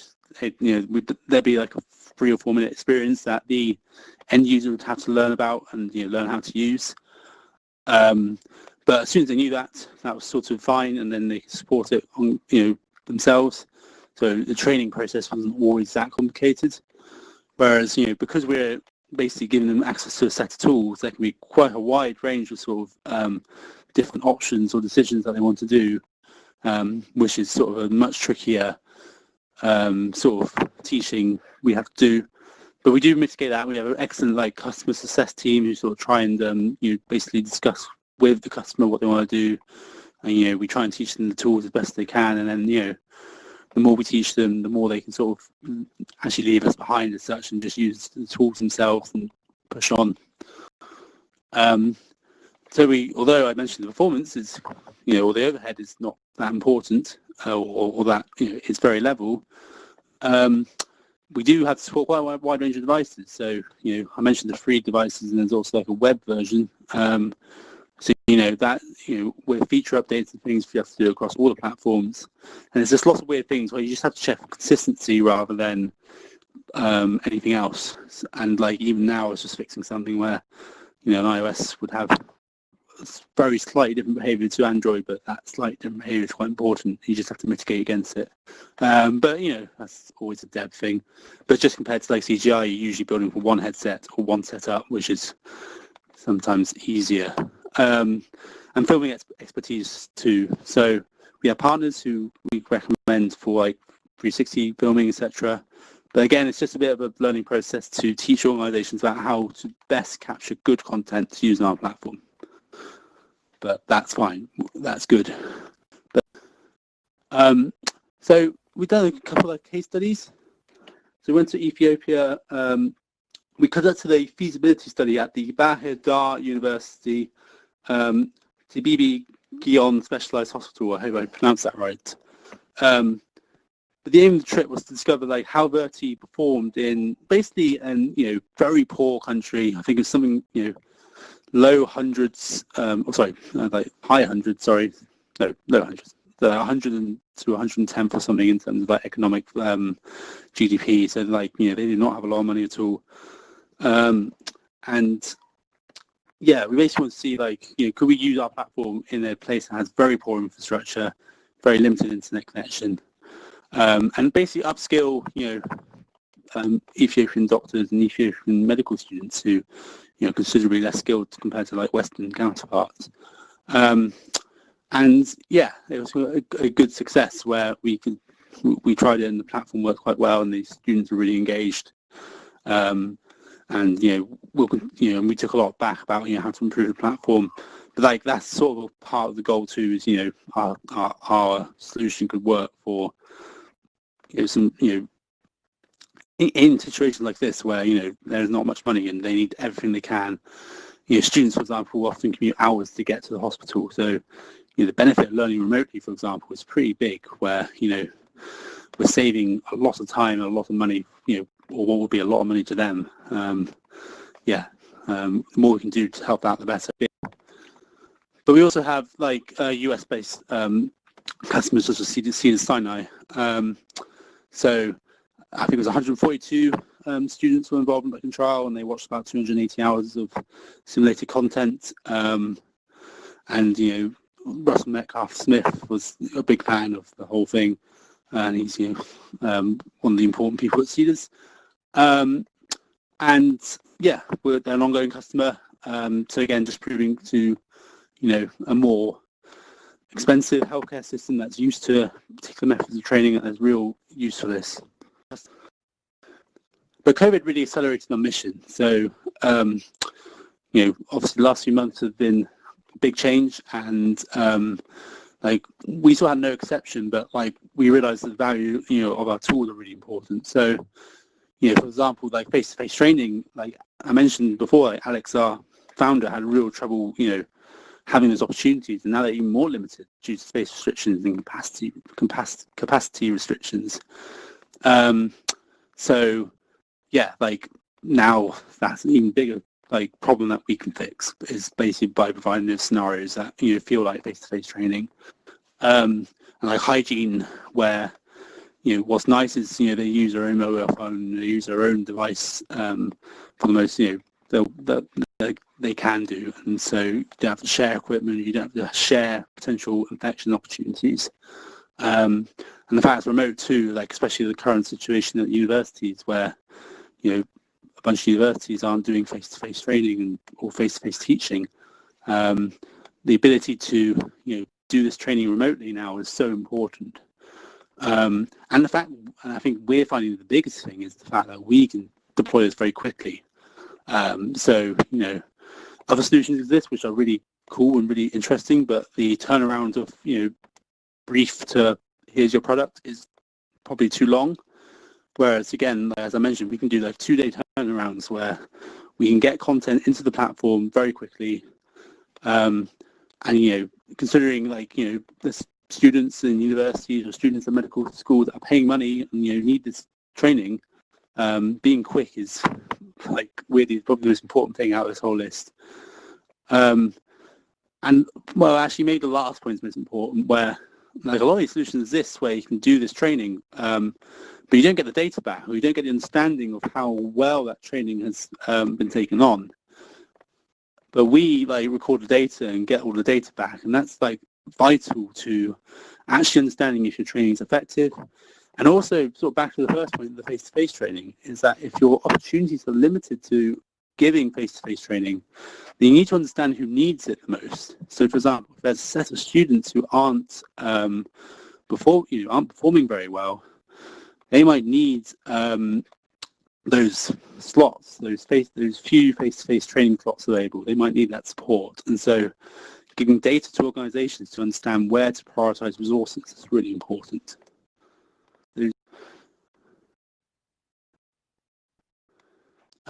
But we built everything like with the idea of scalability. So everything's powered by a backend, so server with all the data on, and we send that both to our like web admin tool, so what the organisation sees to build the actual content themselves, and then like the student deployment too, so the mobile app or VR headset which they actually see the content on. But again, like I just mentioned it, but the data analysis is sort of also that cherry on top, where we capture a lot of data, keep in the back end, and if customers have specific requests of what they want to see, we should have the data to be able to go, yes, we can show you this, or we can build this, feature for you, so you can see exactly how, see exactly what metrics you want to see. The fact we built it with that scalability in mind is making it much easier as we enroll new customers. And then now we're sort of leveling up to the next step, which is trying to use the same sort of guidelines, but with our virtual human.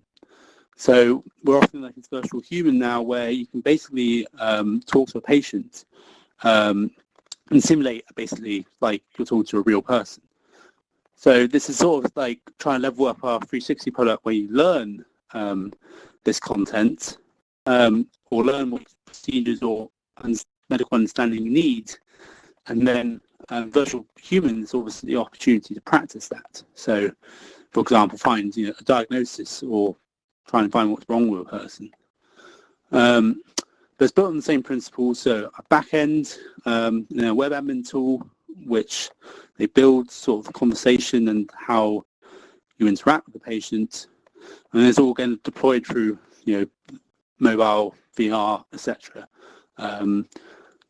And the only weird difference is we do have more reliance on CGI, and that's more down to the fact like on VR, you need the realistic environment to feel like you're truly trying to treat a real person. So, for example, you'll be sitting in the GP's office.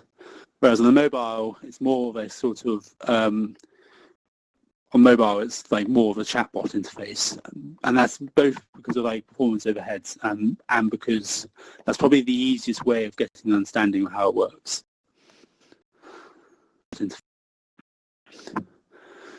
But there's more we want to do to improve our scalability. So localization is one. Like we don't really have support for that at the moment, so we can scale easily with say English-based or English-speaking countries or English organisations. But outside of that becomes trickier and trickier. So localization support will very quickly level us up. We want to add more features to our product. And actually also be taking feature requests from customers. So we always have this idea of features to add, but then actually getting feature requests from our customers is so valuable, where they're the ones that really know what they need, and them telling us what they need, and we can prioritize that with our own ideas and work out what's sensible to work on. But yeah, like getting feedback and getting requests is great because it means people are engaged and people are using it. And then we just have to sort of improve our process and documentation, and that's more in terms of like when we sign on customers, when they join the platform, and sort of when we have them in the system, and we need to keep them happy. it's trying to improve the sort of just improve the sort of teething points, if you like, where there's difficulty understanding how the tools work or difficulty in deploying effective content. We can usually work them out, but it's just trying to make sure we're not having to do it every time in a sort of one-to-one fashion, and instead sort of get ahead of some of it. But yeah, I think that's it for me.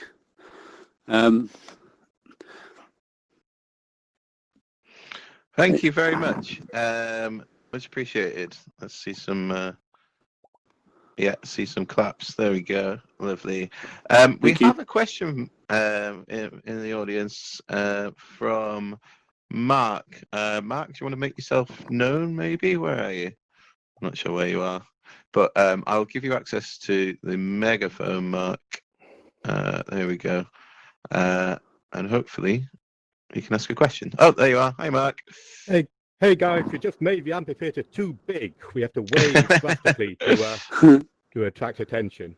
Hi, I'd like to ask about remote deployment. You had the word deployment up there, but I had no idea whether it was remote or whether you had to have your hands on the headset. Well, yes and no. So again, it depends who you're talking about. So the organisations themselves will often get deployed first, and they'll get more deployment to the sort of web tools to understand how to build the content that they view. Oh, no, okay. I was meaning to the actual students now, not the not the building the content. Yes, yeah. Okay. So students, literally they just get it depends how the organisation wants to sort of manage it, but they would just get a login and password. Which they can basically then either choose to download over the VR app or mobile app or AR app. It depends on what they want to use. There's no restriction over them having to use one type of device or the other. They all work. Oh, okay. Could you tell me for VR then, because there's no way that you can pass out just a username and a password to somebody. You've got to install something on an Oculus Quest or an Oculus Go. Surely. Yeah. So they download it from the App Store. The Quest Store, the Oculus Store or App Store. Yeah, there's always an app or there'll be a web version that'll ask for desktop. But yeah, on the VR version, for example, they'll just download it from the relevant store and then install it to their. Okay, so again, you can't download.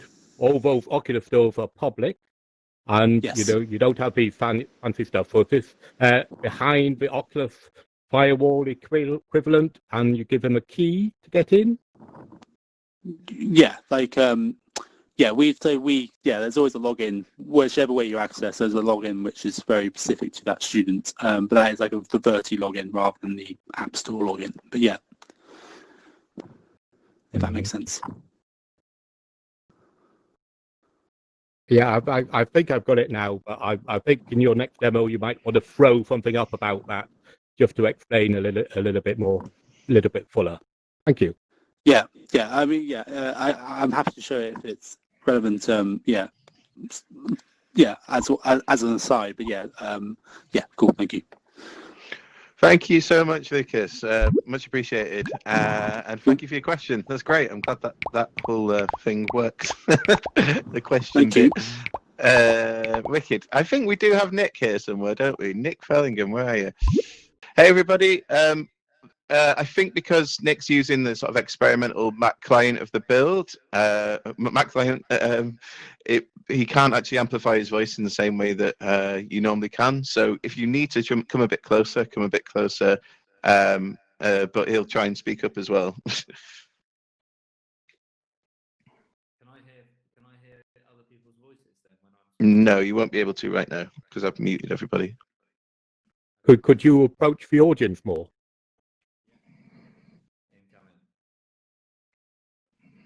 I'll just go in the center so I can see the slides as well. Can everyone hear?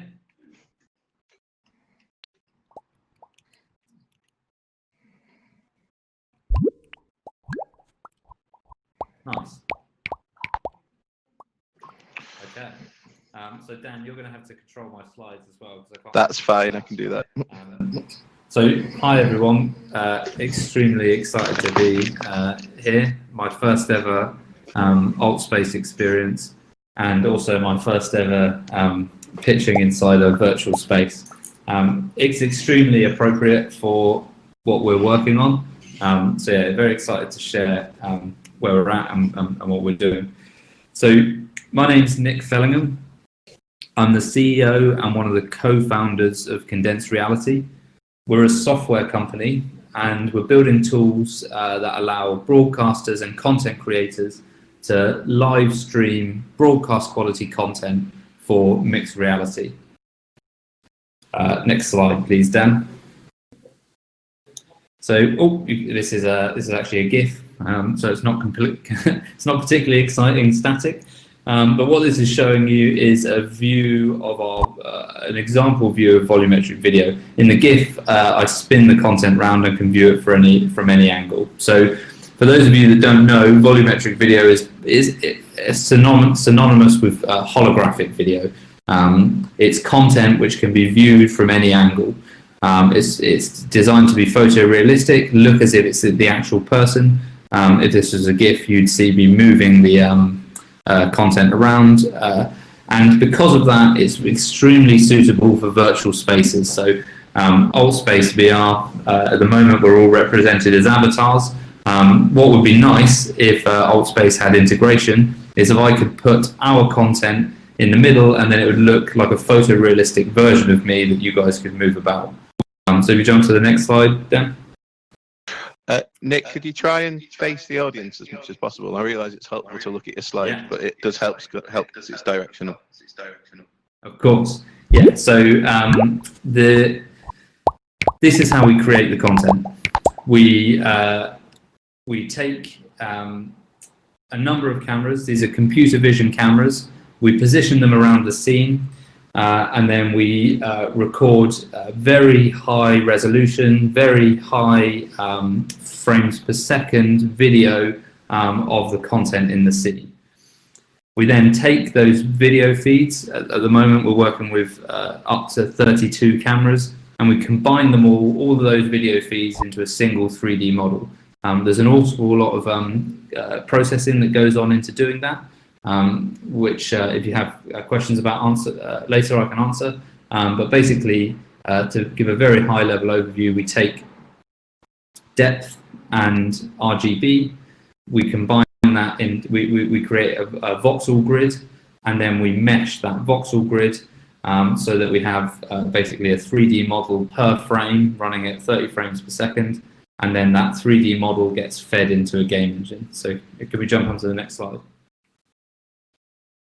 So you guys may have heard of volumetric video before. I imagine this is an audience that probably has. The problem with it at the moment is that it's fixed in place, so you have to go to a studio to capture it.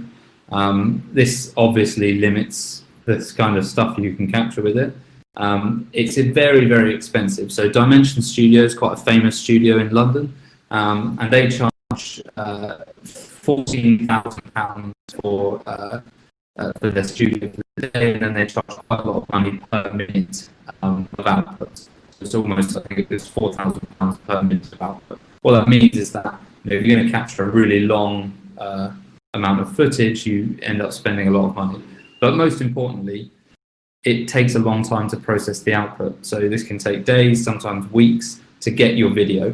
And this is because they need to run it through their algorithms, and then they need to spend a lot of time processing it. So next slide, please, Dan. What we've designed is a system which is portable. It runs on third-party hardware, which is modular, so we can expand it for different capture area sizes. But really importantly, it outputs the video in real time. And when you output in real time, you open up a huge number of different use cases that are outside of just the asset creation use case. Next slide, please, Sam. What I'm going to talk to you today about is immersive realities, generated realities. And this is because the kind of content that we're creating, I think, feeds into these really well. And it's fitting because we're in a generated reality right now. The content that we're getting is, traditional video game content, I see a world where in the not too distant future we're going to be viewing volumetric video alongside these avatars that we're all represented as now. And so by generated realities, I mean a scene which is immersive, 3D, and shared. So I don't think I need to go into too much detail here because you guys know exactly what this is. So could you skip on to the next one, Dan? So a great example of a generated reality, again, quite popular, I imagine, performance, which happened in Fortnite. So often when you think about generated realities, people think about virtual reality or they think about augmented reality. It doesn't need to be that. It can just be 2D, and I'm viewing on a 2D device at the moment. They captured this content using mocap, and then they placed it inside the game world, and it got just over 10 million viewers. So it was enormously popular, and you watch it as an avatar. I think that this would have been far better had we've been able to view Travis Scott as he actually looked. So a photorealistic version of him rather than a mocap version. Can you jump to the next slide, Dan? So when you combine volumetric video with these generated realities, we think we're able to disrupt a number of industries. We're able to disrupt the way that we do video conferencing. So if you can capture a volumetric video of somebody and place that in the center, then this kind of pitch that I'm giving now, or this kind of speech that I'm giving now, works far better because it actually looks like me. You can see the movements of my facial expressions. You can see everything that you would if you were actually there, as if it's right in front of you. We also think that live broadcasting is very important, and live broadcasting is our main focus. I'll come on to that in a second. And then asset creation. So if you're capturing volumetric video of things, you can use this to just create assets. You can place this inside video games, you can put this inside other experiences. So there's lots of different use cases. Next slide, please, Dan. And so we're sharing a virtual space at the moment, but something that we're really interested in is creating these experiences in augmented reality. And so this is, we call this shared volumetric video in AR. And this is basically where you place a piece of content that's viewed from multiple different angles in AR. So this guy on the right is using a smartphone, the guy on the left is using a smartphone, and the guy in the center is using AR glasses, but they're all watching the same piece of content. Next slide, please. So BT is one of our first customers, and what we're doing for them is capturing a boxing match as volumetric video and then streaming this to end users. So what this involves is placing a number of our cameras, like I showed in one of the first slides, around a boxing match, and then we're able to create this volumetric video and then stream it to end users who, in this case, are wearing Nreal glasses. And so they're all seeing the content in the same place on the coffee table, but they're getting slightly different angles of it, because the guy on the left is watching a slightly, he seems like he's the most impressed, the guy on the far left. He's seeing a slightly different angle to the guy on the right. And what's interesting is that because we've synced this with the footage that's going on the TV, because it's so low latency, we can sync it with what's going on the TV. You don't have to have the glasses. So the guy in the middle isn't wearing the glasses. He's not interested. He just wants to watch it on the TV, and totally fine. That experience works as well. Now, what's interesting about this is that it doesn't need a huge amount of commitment it doesn't need a huge headset penetration, because this works with smartphones. So yes, we're showing glasses here, but those glasses just run Android, and so this works on Android, this works on iOS. So if you were viewing this application, you could just use your phone, and the experience is exactly the same. So we see this as a differentiator. Eventually, we'd like it to replace 2D broadcasts. But at the moment, we see it as a differentiator to basically add the next level to like BT's content. Can you skip the slide down? So we're also speaking to companies about a virtual concierge system. So again, we're a technology provider. We're obviously really excited about volumetric video, but not everybody knows exactly how they want to use it. So part of what we're doing at the moment is highlighting different ways that this content can be used. And one of those ways is this virtual concierge system. So this is where you arrive at a hotel, or in this case, a hospital. You ask for some directions or some help, and you can view through your smartphone a 3D model of somebody who is in a room that could maybe manage over 10 different hotels, and they can give you advice about where to go, or they can talk to you about the content, and it feels like they're stood right in front of you. Next slide, please. And so this is another company we're working with called Reality Check Productions, and what they're focusing on is creating theatre experiences. So it's very similar to the sports use case, except the content that we're capturing is theatre, and there's a lot more complexity about how you manage the scenes in the theatre. So essentially their system allows theatre directors and lighting controllers to create these scenes which they can move about, but what's actually the content that sits in those scenes, in the 3D scenes, is volumetric. So it's going to be volumetric video embedded inside a virtual space with a lighting controller controlling lights that exist in the 3D world, illuminating photorealistic looking volumetric video. So this is a project, we're really excited about. You skip to the next slide there. And all of the examples I've shown so far have been a few viewers with the content condensed down. So that hence our name. Our company is called Condensed Reality. We always envisioned this being tabletop AR, but this works on a massive scale. The actual complexity of rendering something larger, it's not much harder for us. So if we wanted, in this example, you're in a stadium and everybody's able to view this content as if it's been enlarged and placed in the middle of the stadium. And so you can imagine all of the viewers have a slightly different viewpoint of this, depending on where they're sat. But this is something we're able to do today. We're not able to capture the size of the stadium yet, so we're not able to capture the entire football match, but we can capture a smaller area and then blow it up to the size of a football match. Let's get the slide. So what's next? We're working at the moment on improving the quality. This is going to be an ongoing battle. I often say that volumetric video, real-time volumetric video at the moment is in its VHS stage.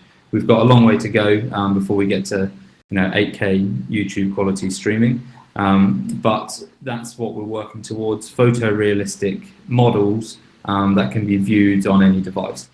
This is actually partly enabled by 5G, and we're working with a number of telecoms companies that are able to do what's something called edge rendering, which is where you use a high-powered GPU placed in a telephone mast that can, or near the mast, that can actually do all of the work of rendering this footage.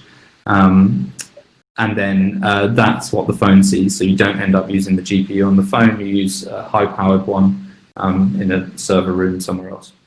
And larger capture areas. So we have a capture stage which is 3 meters by 3 meters by 3 meters at the moment. We're going to expand this up to a boxing ring size by the middle of next year, a tennis court by the middle of the year after, and a stadium by the year after.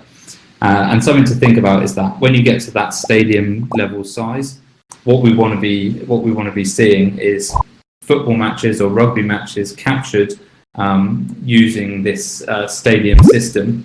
And then, as well as being able to broadcast that into people's houses, so you can watch a football match live as if it's been placed onto your floor, you can also watch a football match as if it's been placed into a stadium. So that means that you can watch replays from the viewpoint of your seat as if they're happening again in front of you. So if you hold your smartphone up, you can watch a replay from your viewpoint, which I think would be absolutely amazing. Next slide, Dan. It's the end. Well, there you go. So if you guys have any questions, which I'm sure you do, then please let me know, and I'll do my best to answer them. Thank you. Thank you so much. Yeah, I absolutely love this tech, and it's been a pleasure watching you guys progress it as in the VR lab. So it's a shame that we don't get to be in the same physical space anymore.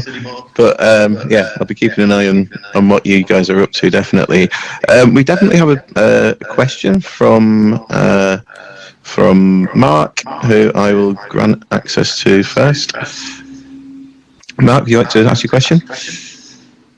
Hi, can you hear me? Yeah. Yeah. Can you hear me? Mm-hmm. Yes, I can. Yeah. That sounds wonderful and practically magical. But you showed that there was a problem with the old volumetric capture in that it took a lot of time to process. What are you doing different? That means you can do it in real time, or do you just have enormous computers? That's a brilliant question, and that is essentially. So I think I mentioned at the start we've just raised our seed round, and we've been lucky enough to be successful in a couple of government-funded projects. And the reason that we've actually managed this is because of our algorithms. So there's a cubic relationship between the volume of the capture size and the computational complexity. And this is because if you're working with voxels, you get a cubic increase in voxels as you increase the capture size. We've broken that cubic relationship of computational complexity.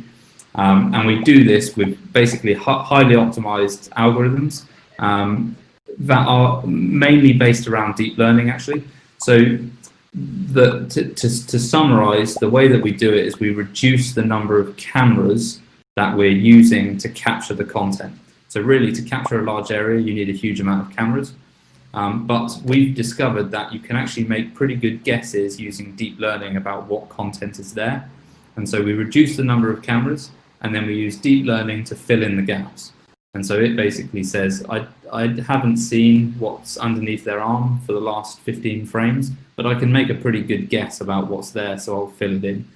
You don't notice it as a viewer, but what it means is that we have far less data to process, and therefore we're able to process it quicker.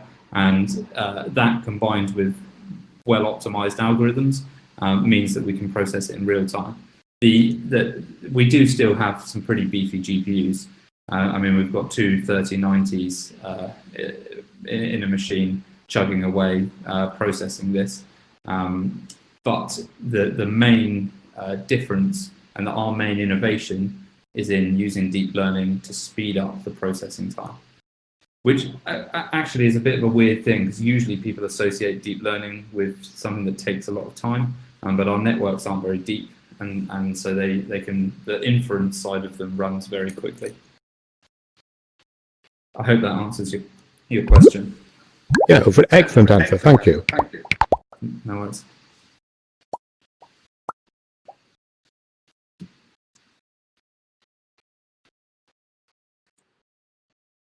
Are you speaking, Dan? I can't hear you. Oh, sorry. Yeah, Chris is just here ahead of you. Is that Chris? I've granted you access, Chris. Hello? Oh. Okay. Hi. Hope you can hear me. I've got a question about the usage in the end. Probably you think about in the future to give this usage to people that will be able to, let's say, watch a football game on a mobile phone. How long do you think will it take that you get to the point where someone will be able to do that on a mobile device in complete, how you say, volumetric video? Because you have to compress enormously, in my opinion, and find very special what kind of technologies to bring it out there to mobile devices, I guess. Yeah, so that is a very good point. So, firstly, we have a streaming service. We call it CR Stream.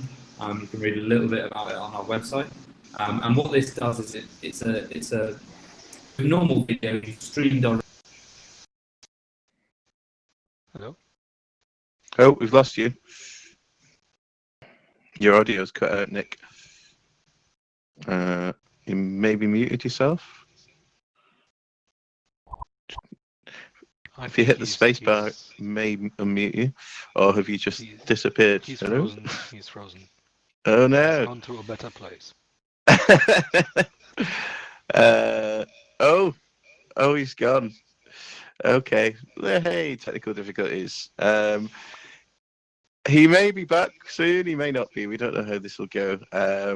But I'll try and see if I can get him back while the next talk's happening. And I know there was another question out there. Sorry.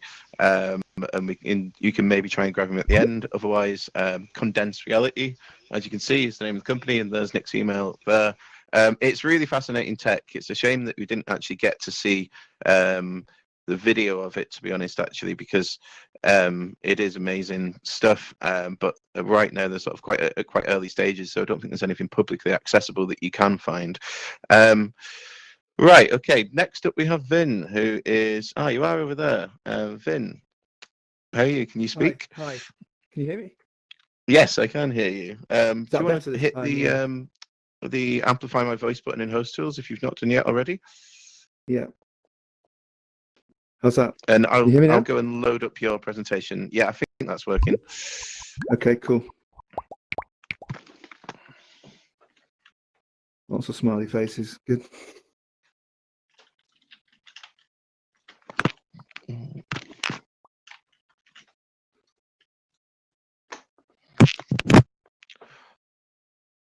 Cool. Okay. Now, can you see the controls? Yeah, the controls for the screen. Yeah, I can see those. Yeah. Yeah. Oh, fantastic. That's great stuff. Brilliant. And thank you to Nick. But yeah, I'll pass on the applause to him. Thanks. Okay, shall I push on? Hi, everybody. Vin Sumner. I run a studio in Manchester. Well, I'm not in Manchester at the moment. I'm in Cheshire at home. It's all empty at the moment in Manchester.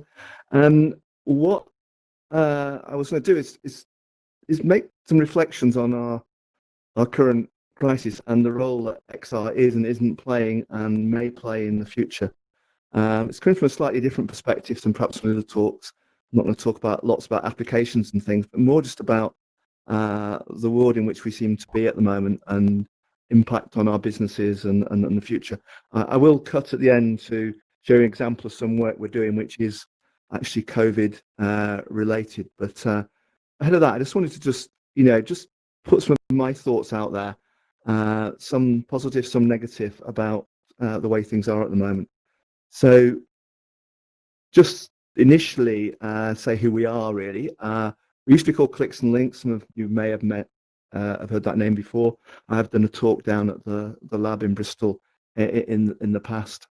We started way back in 2000, and we've always been involved in innovation of varying sorts, and got involved in kind of virtual world lands and things like that back in 2003, 4, 5, I guess, early with Second Life, which in the sorts of things it did seem to have had a little bit of a rejuvenation recently. There's a really weird timeline that I think happened about virtual worlds and their use in enterprise and social and things like that, and it kind of faded away, and then headsets turned up, and then they took over, and now I think that maybe we're having a bit of both, and I'll come back to that later.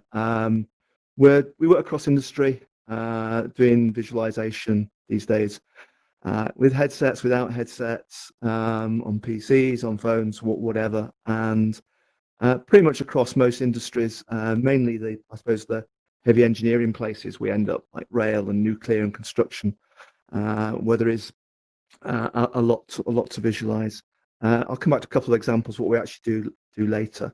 But what I wanted to talk about was actually what's happened over the last 6 months, really. As a small company, and it's hard to know the audience really, but I guess a lot of people here are parts of small companies or small companies in their own right.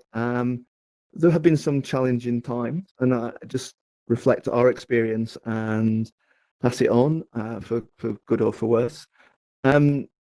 Work for sure slowed up to start with back in March. People suddenly weren't there. Projects that were about to happen suddenly got delayed. Tenders that were happening got delayed. All those sorts of things. People weren't quite sure what was happening. Over time, things have improved, no doubt, but things have changed form as well. The nature of what we're doing seems to have changed. That's, I guess, because people have suddenly discovered, or seem to have suddenly discovered the words virtual and digital, and therefore they want to do different things. And I think overall, the immersive space, the virtual world space, has loads to be gained from perhaps people working in different places, but it's also got some challenges. In terms of our people, we're a small company. We ended up furloughing a few people at the start, which it was helpful in terms of getting funds in. We've managed to keep everybody, and everybody has been paid their full salaries all the way through. It would have been nice if we'd been able to do part-time type of furloughing stuff early on, but that happened later, and that made life a bit easier because you can have bits of people rather than whole people on furlough. It obviously comes to an end shortly, but as I said, we have kept everybody, and in fact we're actually in the process of recruiting, so we'll have come through positively. Finance has been a challenge. Government, not necessarily natural government supporter, but the government schemes around money, things like the furlough scheme, worked amazingly well for government IT systems. Getting paid back in whenever it was April was amazing. Really, it all happened on time.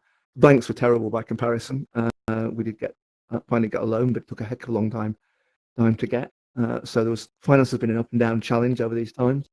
We had this spanking new office in the Northern Quarter in Manchester that we got kitted out back end of last year with a new demo suite and what have you, lots of headsets and all this sort of stuff. It's pretty much unused for the last 6 months. We're still having to pay rent on it, so that's been interesting, if you like. We were just starting to reuse it, but things got a bit more difficult over the last week or two. Also, prospecting, it's a bit of a challenge, isn't it? There's far less places where you go to just to casually meet people. I mean, these sort of events are possible, but they're still quite closed communities in many respects. The casual meeting of people after an event is something that doesn't really happen anymore. I'm not quite sure how you instantly replace that, but there's some challenges there. So those are some things that have been happening with the company. I think in terms of the market that we're all looking at, then I think it did slow initially. I think then people have got into virtual and digital, whatever that means to them. That obviously means different things to different people. Though headsets have become problematic, it's perhaps fine if people have got their own headsets, but not everyone has their own headsets. How do you demo things? There's a natural reluctance to wear something at the moment, and such like. So I think that's, when we've talked to a number of customers and we said, we're going to look at things through headsets and sort of stuff. They've kind of said, no, not at the moment. I think screen is quite fine for us. So there's been some questions around that. I think there's definitely, and I just get it from everybody now, that there's more to life. There must be more than Zoom that's possible, that's remote, and I think that's where platforms like this start to at least raise some possibilities of what can be done. I have to say, I'm profoundly disappointed with pretty much every XR multi-user event platform that's around. They all seem to focus on one thing and get lots of other things wrong. I'm not really seeing anything that ticks the box. People have spent a vast amount of money on it, but I don't know where people have worked out what requirements are sometimes. you know, I go back occasionally to that land called Second Life, which is a really weird place these days if people ever go. But the sort of things that you can still do there seem to be far better than a lot of the things that have been built 10, 15 years later. So I just don't know what's happened to us, and I think there's a real opportunity for people to get some things right there. There's also, I think what the crisis has also pushed is more of a sort of on-demand XR in that sense. So, you know, don't, particularly in enterprises, life is not going to be around putting a headset on all the time. Headsets can be used as appropriately at appropriate times. And so the ability to create some application that uses a headset at an appropriate time and maybe for short periods is much more, I think it's much more sellable than applications that just sit you in a headset for even tens of minutes and things like that. And I think that on-demand bit it is becoming more relevant because of the crisis as well. In addition, there are obviously visualization techniques and things like that allow us to create some applications that are helpful in combating the crisis or helping people plan. And I'll come to one application that we've been involved in later. So I think there's massive opportunity in the market, but I think we do need to get some better tools, better platforms out there than we currently have, and get people to think a little bit more before they build stuff. Just the sort of things we're doing at the moment. We're working in nuclear, doing characterization of things that were built 50 years ago. Characterization means visualizations. You know, you scan it with some clever scanning device, try and work out how to take it apart. We're doing health and safety training. We're doing a lot of point cloud streaming into virtual worlds. We're doing some work around education. We've got virtual school. We're working with an online provider there. We're doing some football has been talked about earlier. We're doing some football coaching. Coaching anything is challenging in these days, but we're doing that in VR, professional football coaching. We've got a virtuality bike, which some of you may have come across before, and that's been used quite heavily for consultation, and also we're working with a company on an exercise version of that. Obviously, cycling and walking. Lots of cities keen to improve their provision around that, so that's become quite relevant. And around COVID, we're doing some work around intervention planning, and I'll show you a quick video next. We'll get you away from my boring PowerPoint slides.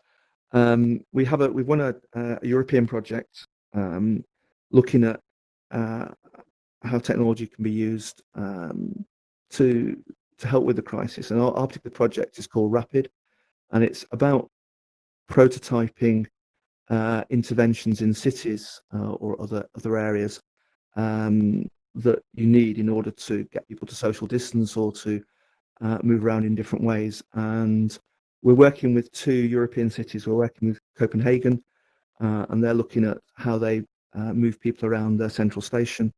And we're working with a city called Sabadell, which probably not many of you have heard of, but it's next to Barcelona. It's a city of about 300,000 people. And they're looking at new cycle lanes in the city, and also how to move people around the city using parts of the city that aren't normally used. So cities often are very dense in some parts and very quiet in others. So can they use signage and things like that to do that? And we've also working with Transport for Greater Manchester and Cheshire East, looking at how we can use similar technology for some of their active travel planning. So what we're using is we're creating 3D models, and we're using agent modeling to simulate sort of crowd flow and people flow, and we're allowing people to move things around, do new layouts, and create different types of people. The video you'll see is very much work in progress with Copenhagen. It's not complete. We're right in the middle of the project, but it'll just give you a flavour of the site of presentation we're doing. We're not trying to do high-end photorealistic presentation station. We just want to do something very quickly that people can play around with and come up with ideas and get support from planners and citizens as well. So have a quick look at this, hopefully.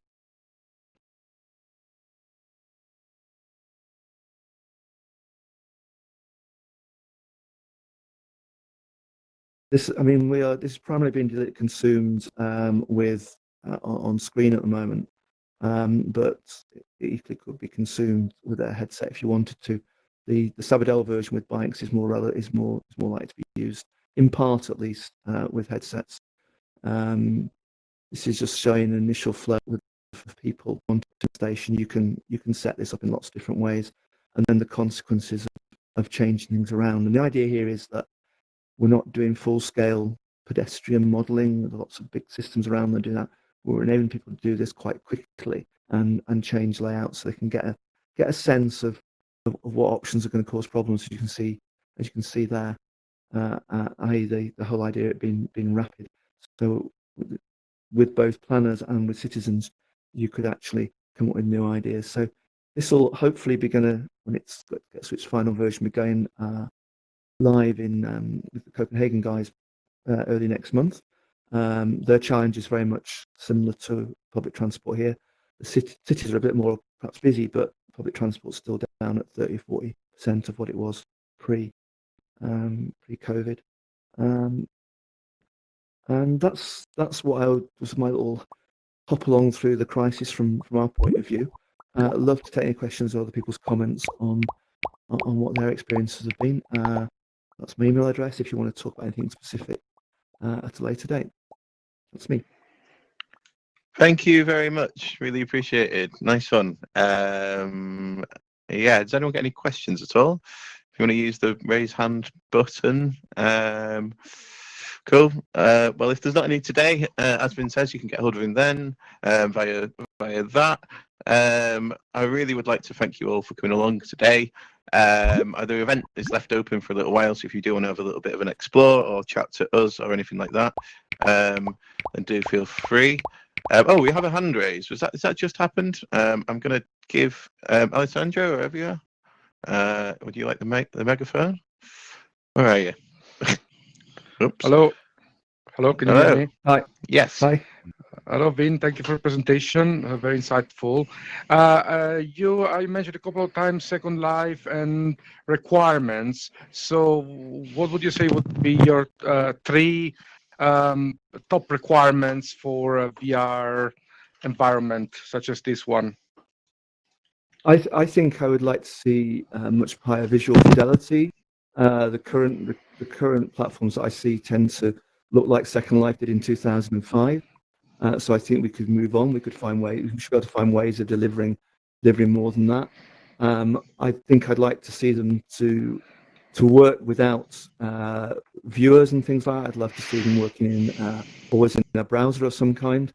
And I'd like them to scale in a way that there are lots of worlds that seem to be very confined. You go at Second Life, it had an architecture that allowed you to have 20,000, 30, 50,000 people in the same place, as many big games do.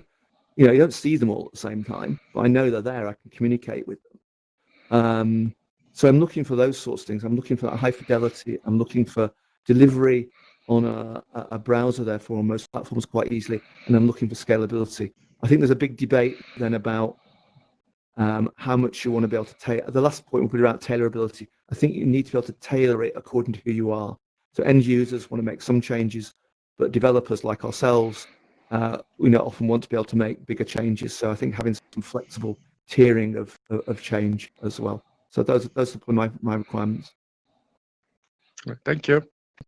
Makes sense. Definitely agree, to be honest. We've been spending a lot of time looking at different platforms, and yeah, we had a little conversation earlier, didn't we? So I definitely agree, to be honest. Yeah.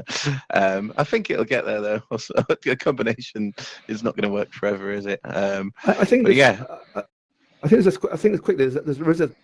a divide which is social or enterprise platforms, and it's the place that killed Second Life to a degree. They tried to become an enterprise platform at one point, but actually remained a social platform. And the social, so all the enterprises said, well, I'm not going in this odd place. I can't take my clients in here, So there probably is a divide. And I know people in an enterprise world like to be a bit social as well. So it's just trying to get the right balance, I think, sometimes. Definitely, yeah. And even some of the enterprise ones, they tend to be focused on small teams and nothing bigger. So there's nothing for big events right now. That is enterprise focused whatsoever. Yeah. Oh yeah, we'll get there. Keep pushing. Yeah. Wicked. Well, once again, thank you all for coming along, and thank you to Ben Schuella for making, for helping make this happen, and thanks again to Mike Parker. I don't know if you're still here, for doing the lovely 3D assets of this place, and I think I said Innovate UK for the funding. So yeah, I'd quite like to get a selfie with everyone if possible. I'm going to run towards here. If you all give me some emojis, and I'm going to do a selfie that maybe will come out all right. Yeah, that worked brilliantly. Thank you all so much. Cheers. Bye-bye. Cheers. Bye.